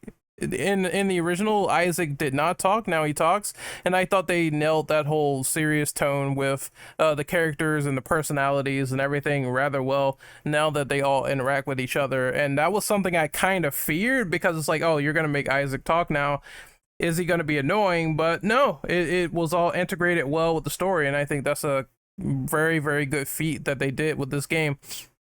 If I had a runner up, it would probably be, I'm gonna say, Alan Wake 2. Because I just think the designs, the sound designs, how everyone just sort of is, it feels like just this weird state of everyone being infected with this whole taken, and going crazy, and you hear them blabbling and saying like weird noises, and it is really surreal, especially when you're in the woods. I think those moments when you're in the woods and you hear stuff rustling around, I literally had to like do 180s like several times, because it was phenomenal the way they did that. Absolutely incredible with the wolves and how they catch you off guard. That was another super scary thing in the game. And when you get to the point where you're in the subway, I won't spoil it, but there's enemies down there where it's like, oh shit, it's like a whole crowd of people. What am I going to do? And they all start walking towards you. You hear that audio design and the liquid dropping in the background from the rain pipes. It's absolutely crazy. I have to give that runner up at least. So next up is Slash. What is your favorite audio design for horror? Slash, can you hear us? I'm sorry. My all thing good. what was the thing? So we're on best audio design. The selections are Alan Wake 2, RE4 remake, Callisto, System Shock remake, Dead Space remake, and Amnesia: The Bunker. Okay. I'm gonna have to give it to that's a tough one. That's a tough one, because I feel like a lot of these games do have fantastic sound design. Resident Evil 4, its sound design with its slides and everything, especially using the PlayStation 5 controller. Just the the way that they opted in for sounds of like the most minimal things in the world that you could possibly do. I feel like they went the extra mile. Now, one of the other games on here, Callisto Protocol, one of the most disappointing games I've ever played. I really hated it, but one thing I will say is that the monster designs, the sounds, and everything, it really immersed me into the world, even as I wasn't scared. It could have scared someone in the world, and I'll have to say that Callisto Protocol did a well enough job on that. Ryo, it is your turn. What is your favorite horror audio design for horror games in 2023? I honestly, uh, I've only seen gameplay for a few of these um projects, but I will say for a for a fact, the audio I heard, uh, I would have to say Alan Wake 2, because even I had to do double looks like around my surroundings. I had to take my headphones off and was like, "Is anyone there?" Like what? Like, oh, it's just the game. I had to do a double take of that. So I would have to say Alan Wake 2. I do want to play it, but I need to play the first game first, as well as Control, even though I don't need to, is just same universe to an extent. Avid, how about you? What's your favorite audio design and gaming for 2023 for horror? Resident Evil 4. That's a good answer. I don't mind that. Yeah, no. Not only am I a huge like Resident Evil is my number one favorite franchise of all time, as you all should know by now, but the nostalgia, the voice acting, the terrifying sounds of those grotesque regenerating beasts. Oof, they make me want to curl up into a ball and just die. One thing I I hate is I never like the breathing of those things. Good lord. I know, and the way they're like, it's like, oh my god, get away from me. So scary. But also the terrifying music that they play when you're like in the thick of battle. It's like it really gives you anxiety. It puts you in that state of mind. You're like, oh god, I'm definitely gonna die here. And last but not least, we have Shug. So, what is your favorite audio design of 2023?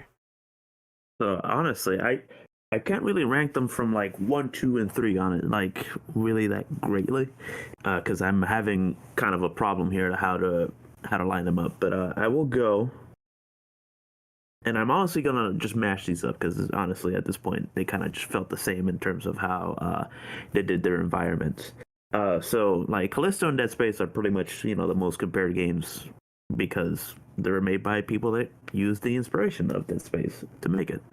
Um, I will say the fact that while the story itself wasn't really that great, sure, but we're not really talking here about the story.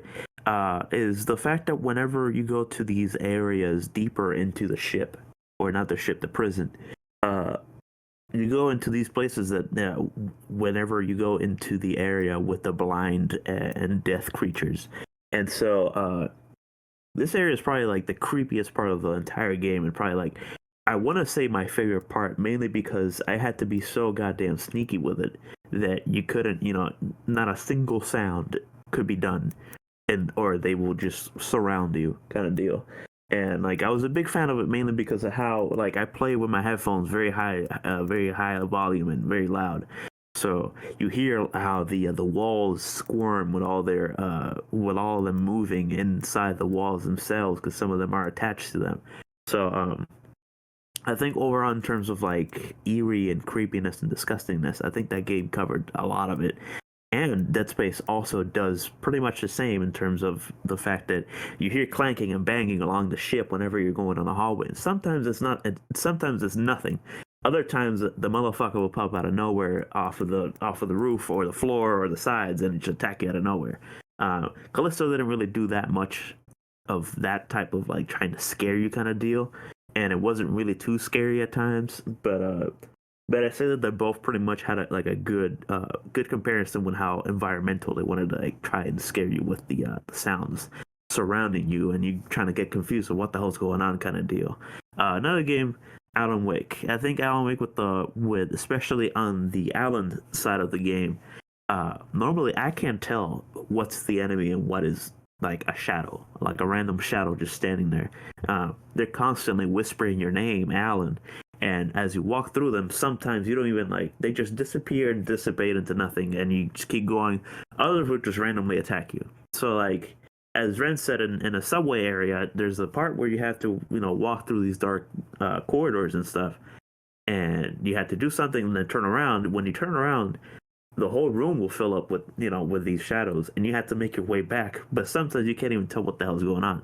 So, I think those 3 games, I really just think those pretty much narrow down to like the best in terms of environmental sounds, in terms of just trying to like keep you with eyes behind your head and trying to make sure you don't get attacked from anywhere, get jump scared, and just killed in the game. So I think I can't really pick a specific winner, but I think those 3 are probably like the best ones to really pick from in general. All right. Has everyone gone on this question so far? Would assume so. Yes, yes. Okay. So the next one's gonna be very interesting and fun. So I added a new selection to most anticipated horror games of 2024. Um, I have Silent Hill 2 Remake, Silent Hill F, Alone in the Dark, Tormented Souls 2, Little Nightmares 3, Ill. There is a new game from Supermassive coming out. They are doing a game based on Dead by Daylight lore, and I guess we'll throw in like a reveal where they reveal Marvel's Blade. It probably won't come out next year, but in terms of like sheer excitement, like what are you excited for 2024 and onward? And we're going to go with Cryo first. Uh, honestly, hold on, let me pull out the list again. Honestly, considering how Little Nightmares 2 was, Little Nightmares 3. Uh, I just like the games. Very interesting. I like the quality in it. Uh, I feel like 2's writing though was a little wonky in some areas, but hopefully 3 will be better. I don't, so I'm gonna go next. I have a lot to say here. I guess I'll just narrow it down really. So in terms of like the future and everything, it's pretty much common. I'm very, very excited to see where they go with Blade. I hope it has that action horror feel to it with the gameplay and the presentation. It seems like they nailed it so far. In terms of everything else, I'm gonna say I'm kind of looking forward to Silent Hill 2 remake. I know people are saying it's being done by Bloober and all that stuff, but I just have a feeling that they're gonna be leashed by Konami. It's gonna be interesting to see how it stacks up from that game to the original. And honestly, Silent Hill 2 is like one of my favorite games ever, so I'm gonna be examining that with a magnifying glass when it comes out. And I feel as though if they do it right, it's going to be very interesting to see how newer people react to the story and events of what occurs in that game, which is absolutely crazy. So I cannot wait for those reactions either. And if I had a third runner up, I'm gonna say Tormented Souls 2. I like the original like a whole bunch. It was like this sort of fixed camera. You're in a insane asylum with these crazy creatures in wheelchairs, and I thought the concept was so fucking crazy. It's just phenomenal. I like the first one like a whole bunch, and I feel like this one can enhance what's going on with the whole what's going on in this hospital and how you're sort of running around the environment and the lore behind it. It also has some interesting elements involving like time, which I think people will also really enjoy when they delve into the game a lot more. So that's like 3 of my most excited. If I had like one more, I would say Silent Hill F. It's Silent Hill, but in Japan. It's something they never really did before, with the whole ferns infecting people, getting into their skin, them turning into decaying flowers. That is something that I've never seen before in terms of like just sheer creature design for a game like this. So it's going to be interesting to see what's going on with everyone and how they're getting infected in Japan, and how the population is just dwindling down because of this infection. So I can't wait for it, honestly. Burn, what about you? What is your most anticipated horror games going forward from 2024? So definitely for me, Silent Hill F is the one that actually caught my attention way more than Silent Hill 2 remake. I'm really happy about Silent Hill 2 remake, but Silent Hill F, I don't know, it seems to bring something different, something like a little bit more visceral, like maybe body horror-y, and that I feel that it's good. But also Alone in the Dark is one that I've been expecting for so many years, ever since it was announced, and finally seeing it be so close. I played the demo and it was amazing. And even with all of that, I will say that actually my most anticipated horror game of 2024 is actually Little Nightmares 3. Mostly because my best friend, who I love so very much, she's a big fan of Little Nightmares. So when they announced that Little Nightmares 3 is actually gonna be a co-op game, I immediately told her that we could play like together, like a game like this. And she got like so excited, and I'm really excited because Little Nightmares 3 will be a nice way of having that experience with a person that I love very dearly. So definitely Little Nightmares 3 is my most expected one right now. Doug, what about you? What's your most anticipated horror game going forward from 2024 and beyond? Honestly, I think I will go with Alone in the Dark. It kind of piqued my interest with how they're doing it. I haven't played the demo yet, but I kind of want to go in blind without even trying the demo kind of deal. But I think so far that is top of the list in terms of what I want to actually play. Silent Hill 2 for sure. I think it's one of those classics that I really missed out on. But honestly, I suck at playing the older games, so I'm kind of like hoping for this remake to pretty much just pull me into the Silent Hill franchise a little bit. And that new Silent Hill game also looks interesting, Silent Hill F. I think those three are probably like top tier what I really want to anticipate for next year, want to actually play and get my hands on. And Little Nightmares 3 is like a good offshoot that I want to end up trying and playing through. So I think that's pretty much all my choices so far for those games. All right, awesome. Slash, we are passing the baton to you. What's your most anticipated horror game of 2024 and beyond? So I did not actually know about this, but I'm actually going to say the supermassive Dead by Daylight game. I'm a big fan of Dead by Daylight. I really enjoyed how all the content updates and the community. How Also, we hear that by. Oh, I hear myself too. Oh, I'm sorry.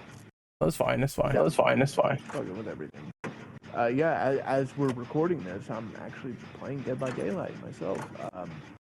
And I feel like Supermassive gets a lot of flack on their games and stuff just due to them essentially being movie games, I guess. But I feel like that's a very regressive way of seeing it. And I think a Dead by Daylight game with its lore and the potential to have these IPs involved as well, if that's going to be how they're going to do it, I think it can really help their chances of new opportunities to explore. And maybe if it's a success, they might helm other different horror franchises. All right, so Avid, it is your turn. What's your most anticipated horror game of 2024 and beyond? So first off, I just want to say how amazing that was to have the Dead by Daylight noises in the background while you're hyping up a Dead by Daylight game. Thank you very much. So my most anticipated is actually the supermassive Dead by Daylight, because I'm really hoping to learn more about the entity and why are we going through this, like what's going on in this world. Dead by Daylight is I play it every single day, honestly. I play it all day, every day. I try to get other people hooked on it and like play it with me. And yeah, when they announced that, I was just like, my body is ready, I want more of that. Second, I will say Silent Hill. I've been waiting for Silent Hill. I honestly thought that Silent Hill content was dead forever. Of course, the movies came out and that's all good and all, but the games are they're old, let's be honest. And not all of them are good. Silent Hill Homecoming was my favorite out of all of them. But I am very much looking forward to new Silent Hill content coming in whatever form it is coming, because it is like on par for me with Resident Evil. Obviously, I love Resident Evil more, but Silent Hill it's got my heart. So, yeah, Dead by Daylight stuff and Silent Hill. All right, we are moving on to the final 3 questions here that we have before we wrap up. This is our best horror character of the year. The selections are Leon S. Kennedy from RE4 Remake, Isaac Clarke, Dead Space Remake, Alan Wake from Alan Wake 2, Saga Anderson from Alan Wake 2. We got Elster from Signalis and Jacob Lee from Callisto Protocol. I'm just gonna flat out say for me is Leon in terms of just pure riz and charisma and suplexing the ever living shit out of things. I mean, at this point, it's just very, very good. If I had runner ups, I would say it's the Alan Wake characters. They were also just really enjoyable to see banter around and Wake just creating things with his mind and how he's doing the manuscripts. I thought that was really sharp writing. And if I had one more, well, if I had like a fourth offshoot, I'd say Isaac Clarke was also good in his characterization as well. But Leon's like just number one, top tier, in my opinion. Next is Burn. What is your favorite character of 2023 for horror? Alan Wake. No doubt with that.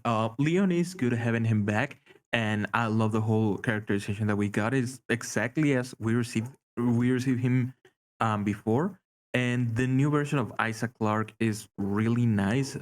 Hearing him speak just like has a different vibe to it, but it feels good. But I don't know, just like the way that Alan Wake brings his whole character into the game, into the narrative, into everything. Definitely, I think he's my top for now. What about you, Crow?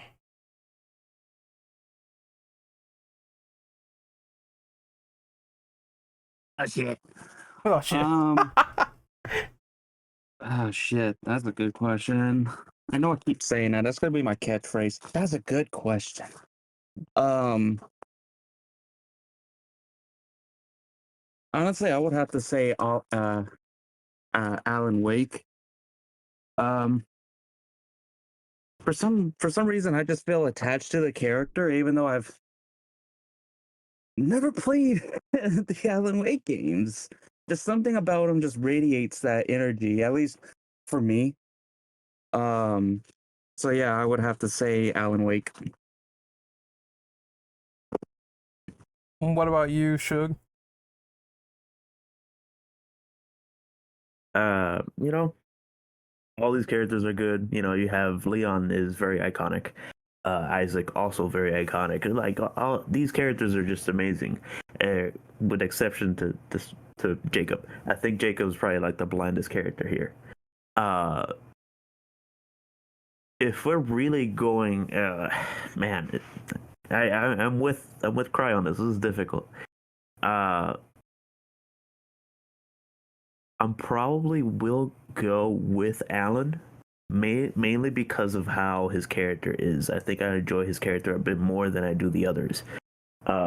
It's the type of character that I like to hear, and like it's a character that you just like. You play the game and he's telling a story the whole time, so you just sit there and you're like, damn, this shit sounds intense. This story is like very interesting, especially with the way that he narrates. Um, I do know that Alan Wake the character itself is two people in one, but I think both people do a great job of just facial reactions with the man that does the face, and just the voice in general is amazing. I think it's a very good it's one of those voices that you just like to hear. That's like a Morgan Freeman-esque kind of deal. And it's like I love to hear this man's voice. This dude just sounds intense, very mysterious when he tells his story, and the way that he gets a story intensely, but like he just sounds calm while telling a story that is just horrendous in terms of what is happening. So I think I will go with Alan, but I think a good runner-up would be Isaac for sure. I think Isaac is another one of those characters that are just very interesting with how he goes throughout his or goes through his mission in this game in general, especially with the horror parts and whenever he's losing his mind. So I think those two are pretty good characters to base off of the just best characters of this year. In all honesty. Avid, it is your turn. What do you think is the best horror character of 2023? Biased. Leon S. Kennedy, baby. Well, Leon, obviously, yes, iconic. We get to watch him rise from his first day on the job, which was freaking traumatic, all the way up to becoming a freaking champ. Leon will always be top dog in my book. And Slash, what about you? Favorite horror character of the year? Oh, horror character of the year. Well, obviously, it's gonna have to go to my dad. I mean, Leon. Leon, I feel like is the original Leon. I felt was very due to not having the same performance each time. I feel like we were just getting a different Leon, the RE2 Leon, the RE4 Leon, and the RE6 Leon. I think Capcom has made a very wise decision with constantly casting Nick Apostolides, I think is how you pronounce his last name. I may have butchered that, I'm sorry. But I feel like his performance, having that constant performance, keeps that character in line. And I felt like he understood where Leon was kind of going. He felt like the perfect continuation, the traumatic badass taken to its logical extreme. His performance is very you can feel his heart in it. The way each time he's trying to help, it feels like you can hear in the performance that Marvin is there. The words of Marvin are constantly there in his head. And it just compared. Oh. And I feel like, again, going back to Luis as well, his relationship with Luis is very buddy cop. It's buddy cop to such an extreme level. And I really do love that. Even repurposing original lines, the way Nick kind of delivers those original lines, like hasta luego or all of that. And like next time, try using a knife. Works better for close encounters. He's maintaining the gruff in his voice, but he's still giving it that rookie edge because he's still scared to death. He's got a Spider-Man dynamic going on where he's constantly terrified out of his mind, but he's cracking jokes to deal with that. And I feel like he perfected that decision. All right, we're moving on to at least the final gaming award question of the year, which is horror game of the year. So we got oh, go ahead. Oh, if I may quickly interject, I have a good question for us. Go We ahead. can have that as the final question if you'd like. We Oh, okay. done like worst like horror movie of the year. The worst What horror about game? worst horror game? Oh, you know what? We can segue into that now before we hit the last one. You know what? So, if I'm thinking off the top of my head, worst horror game. I haven't really played a bad horror game this year. I think about it. Maybe, or could phrase it whether it's worst horror game or a horror game that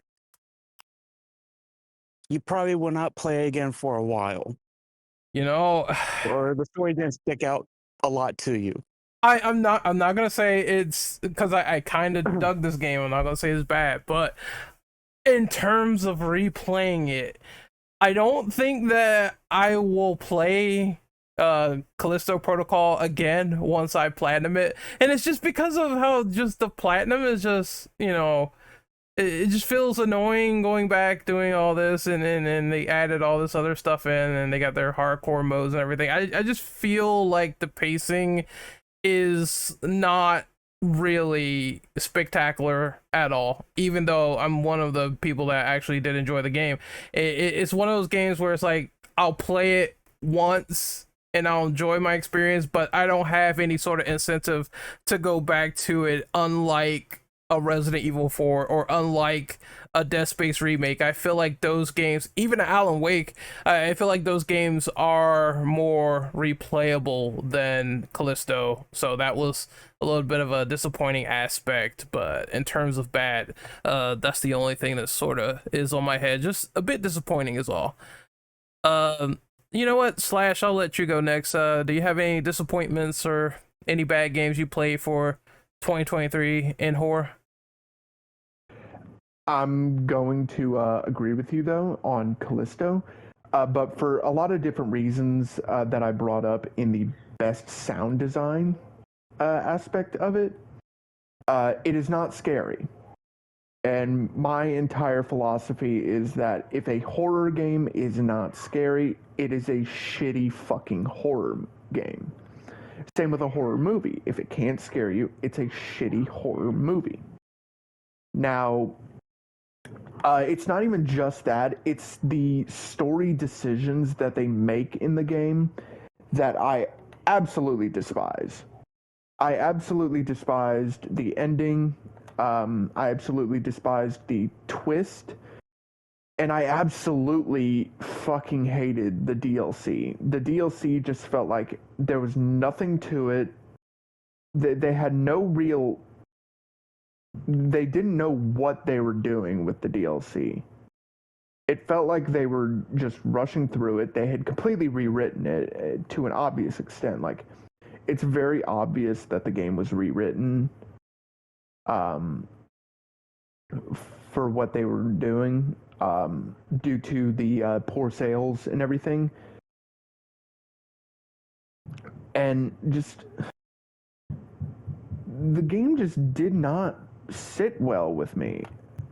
Josh Duhamel's performance, no discredit to him, but Callisto just fails on such a horrendous level that I can't even describe it as like a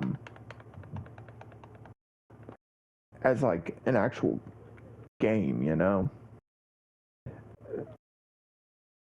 What about you, Burn? You have any awful gaming moments or any awful games you play for horror in 2023? That's actually what I'm trying to think about, because I don't really remember having played one that made me think really like, oh, this one is bad. Because I don't think I played way too many horror games. There's this one game that I remember hearing a lot about, and I was actually able to play the demo of that one called Stray Souls.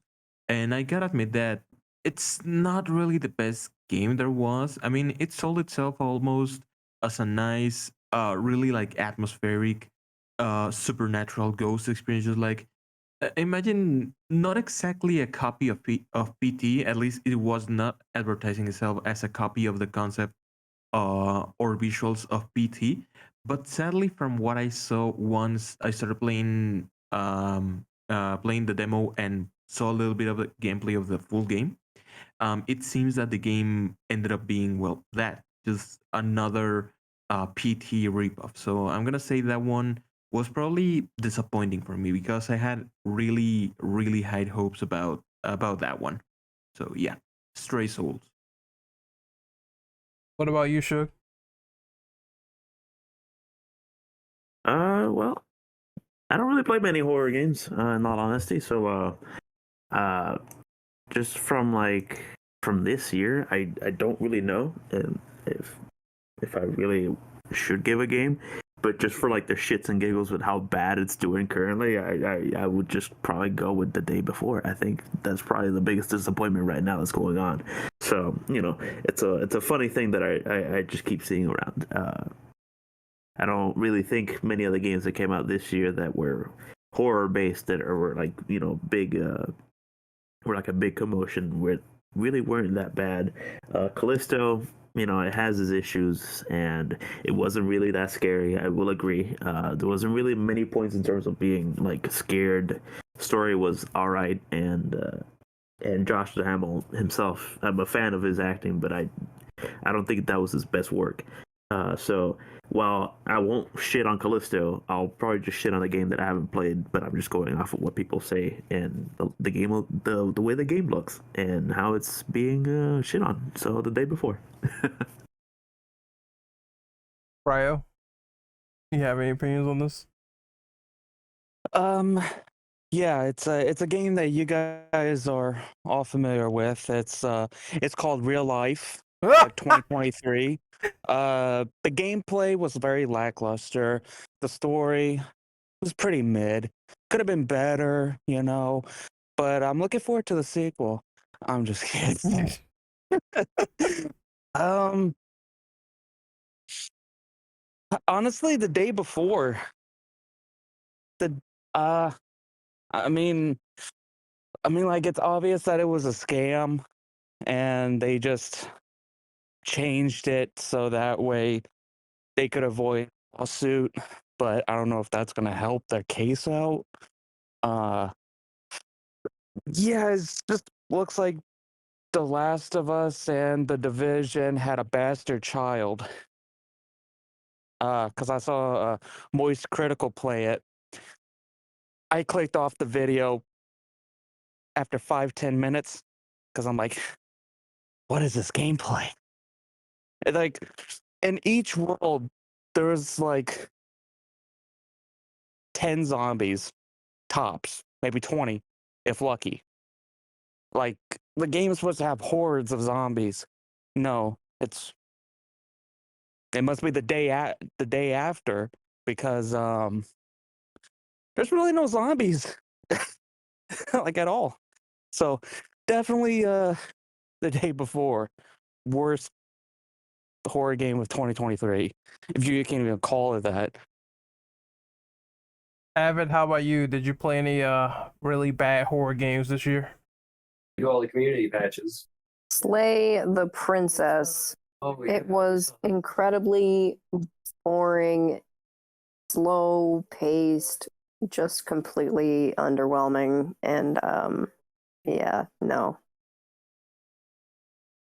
All right, so we got a lot of ass that's being presented in a very bad way for the worst awards. So we're gonna move on to horror awards of the year, the best of the year, and we only can pick one. So horror game of the year, we have Resident Evil 4 remake, Dead Space remake, Alan Wake 2, Signalis, System Shock, and Amnesia: The Bunker. I'll go first.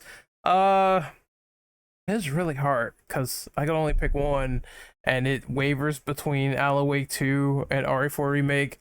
I'm going to go from a pure just fun thrill ride and start to finish, and how the gameplay is just so enticing and you can just do so much shit.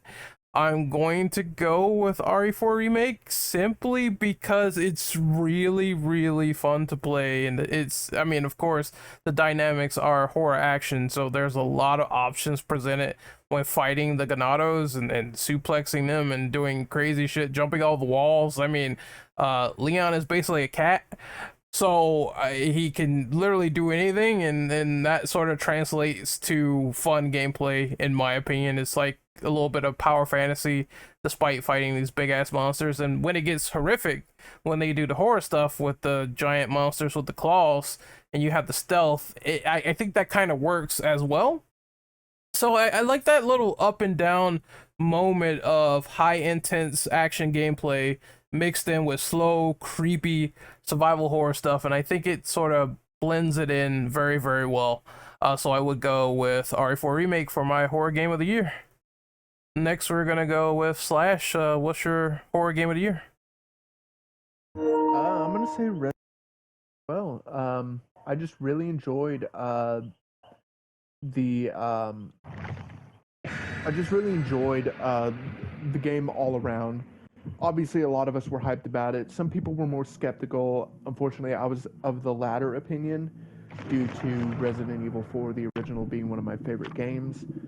But I really did like some of the gameplay changes and some of the story decisions, like I was talking about with best narrative. Um, and overall, I feel like the game is complete. It was complete on launch, and they didn't even have to give us separate ways, and I would have been completely fine with that. Um, and the mercenaries mode, I feel like they brought a step up from Village's mercenaries mode. I think it was I didn't like Village's mercenaries mode as much as I thought I would, but fours just really helped, and I hope that eventual mercenaries modes will be. The first person aspect, I feel like, just doesn't. It's very out of pocket for Resident Evil at times, but just overall, the content as well. Some of the content for it, like DLC and the and added characters, I really did enjoy that. So yeah. All right, next up, we're going to do Burn. So, Burn, horror game of the year. Okay, so I'm gonna give it a little bit of let's say controversial opinion in this case. But Resident Evil 4 remake pretty good, but it was a remake of something that we already saw. Dead Space remake really awesome, amazing game. Also a remake. Alan Wake 2 amazing, beautiful game. Definitely will win for me, but it's a sequel of something that we already knew. System Shock, same thing, amazing game. I personally loved it so much. But also a remake. And Amnesia the Bunker, while not directly sequel or anything, because well, the Amnesia series is almost anthology like.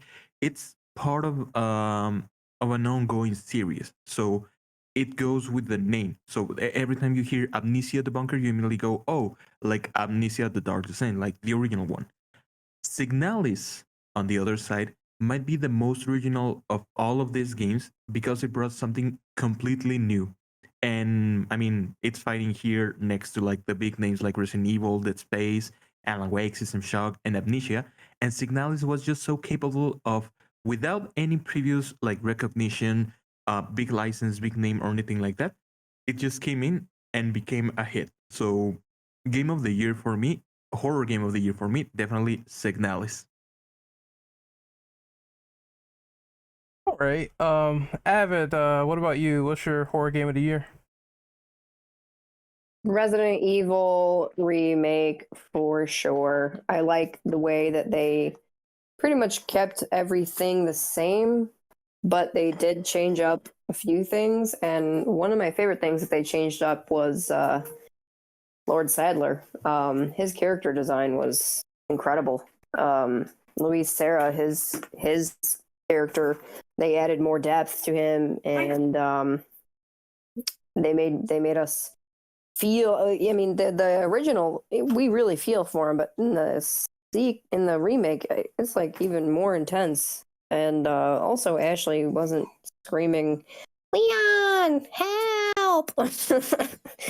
So yeah, I like that. All right, Shug, what about you? Your best horror game of the year? Well, surprise, surprise, and shocker, it's Alan Wake 2. Again, does not mean that I hate these. It also doesn't mean that I won't actually, praise some of these games, especially, Resident Evil and Dead Space.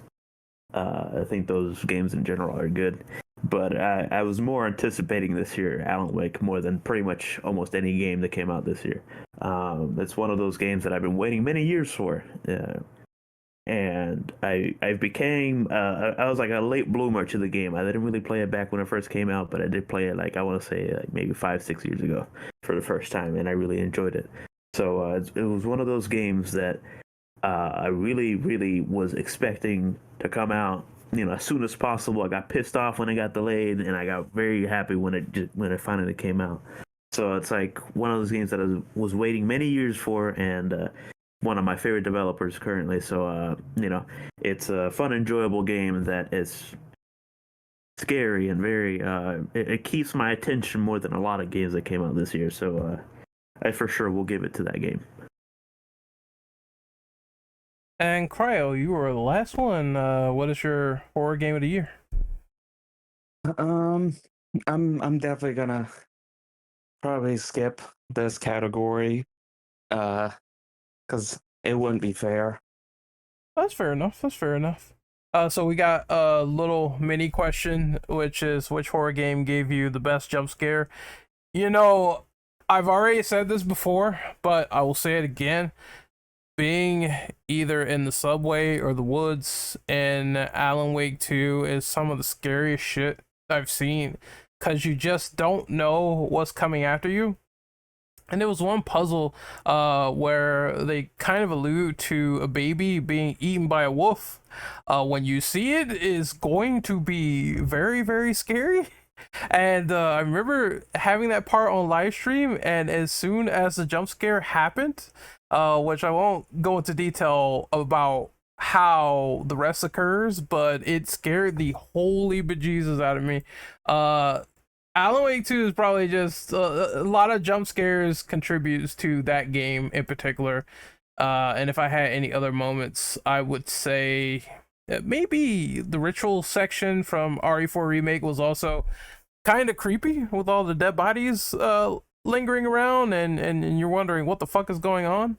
And then you see that transformation that happens with the villager, and they start trying to converge on your location and beat the fuck out of you. So when that happened, I was also equally scared on the live stream, which screamed like a little girl. But yeah, those are the scariest moments for me in horror gaming so far. Burn, what about you? Okay, so horror game this year that gave me the best jump scare. It's actually gonna be an indie. I will say that there's actually two in here, but they're basically the same genre. They are a couple of liminal exploration games. The first one is called Animoiapolis, and which is a full game that is released. Although it seems to be just like chapter one, so I'm still waiting for the sequel. And the other is it's a demo called Dreamcore, made actually by an Argentine developer. So strong Latino power there. But I gotta admit, I love liminal spaces. I love everything that has to do with liminality. It just makes me feel uneasy and relaxed at the same time. I don't know how to explain the way that my brain just like feels whenever I'm in these games, but I gotta be honest with the fact that the whole thing about liminality is that you also don't know what else is in those places with you.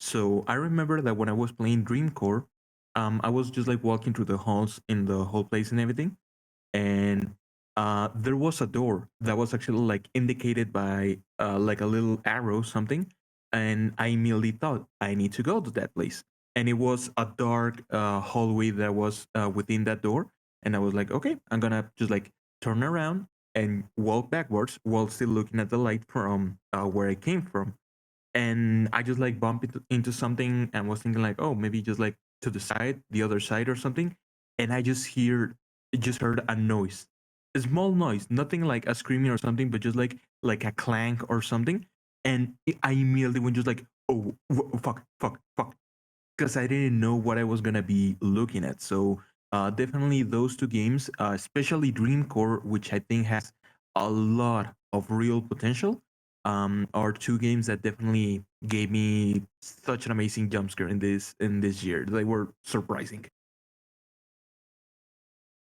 All right. Avid, what about you? What game has scared you the most with a jump scare moment?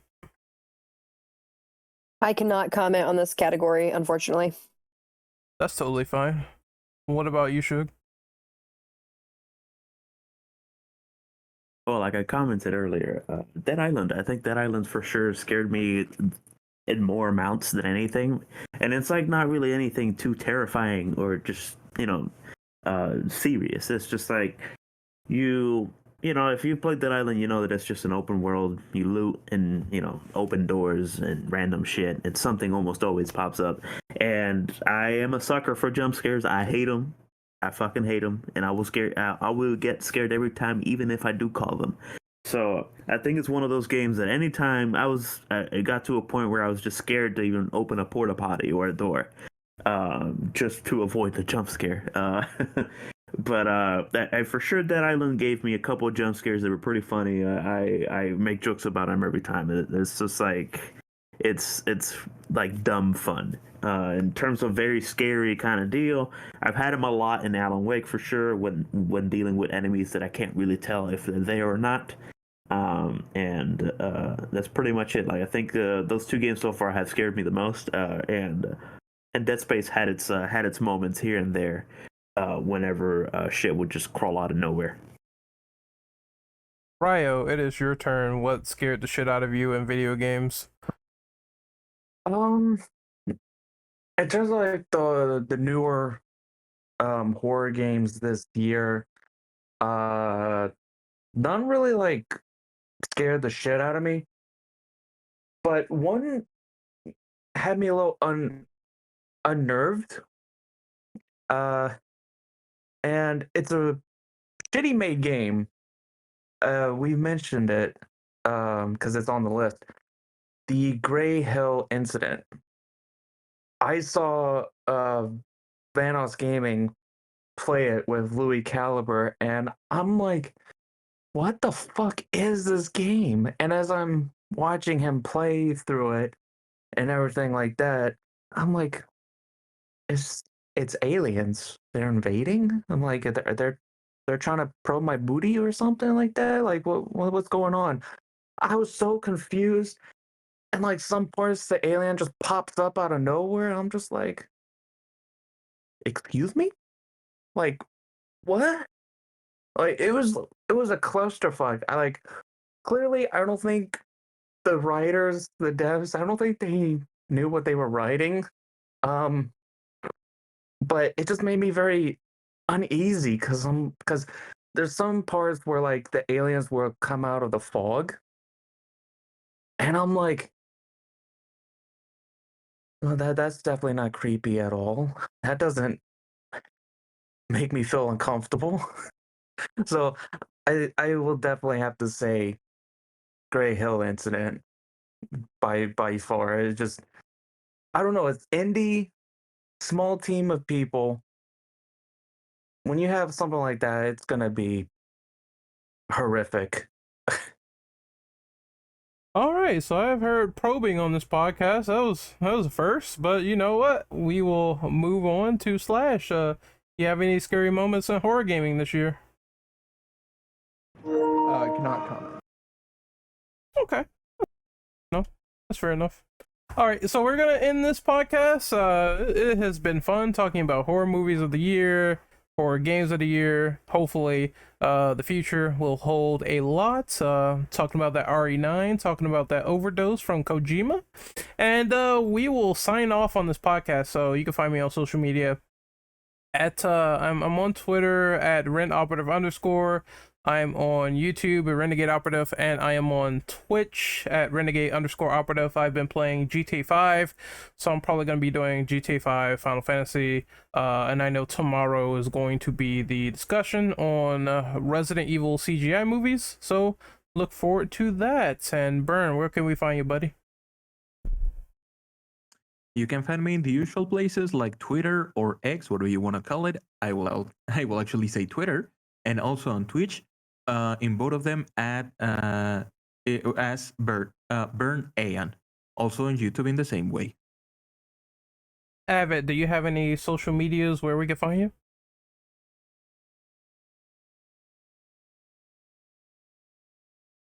Oh, he died on us? She has passed away on us. Are you talking about me? Yeah. Yes. Sorry, I didn't hear my name clearly. No, it's fine. Instagram avid.gamer.girl. That's where I'm on there every single day. All right, and Cryo, where can we find you, buddy?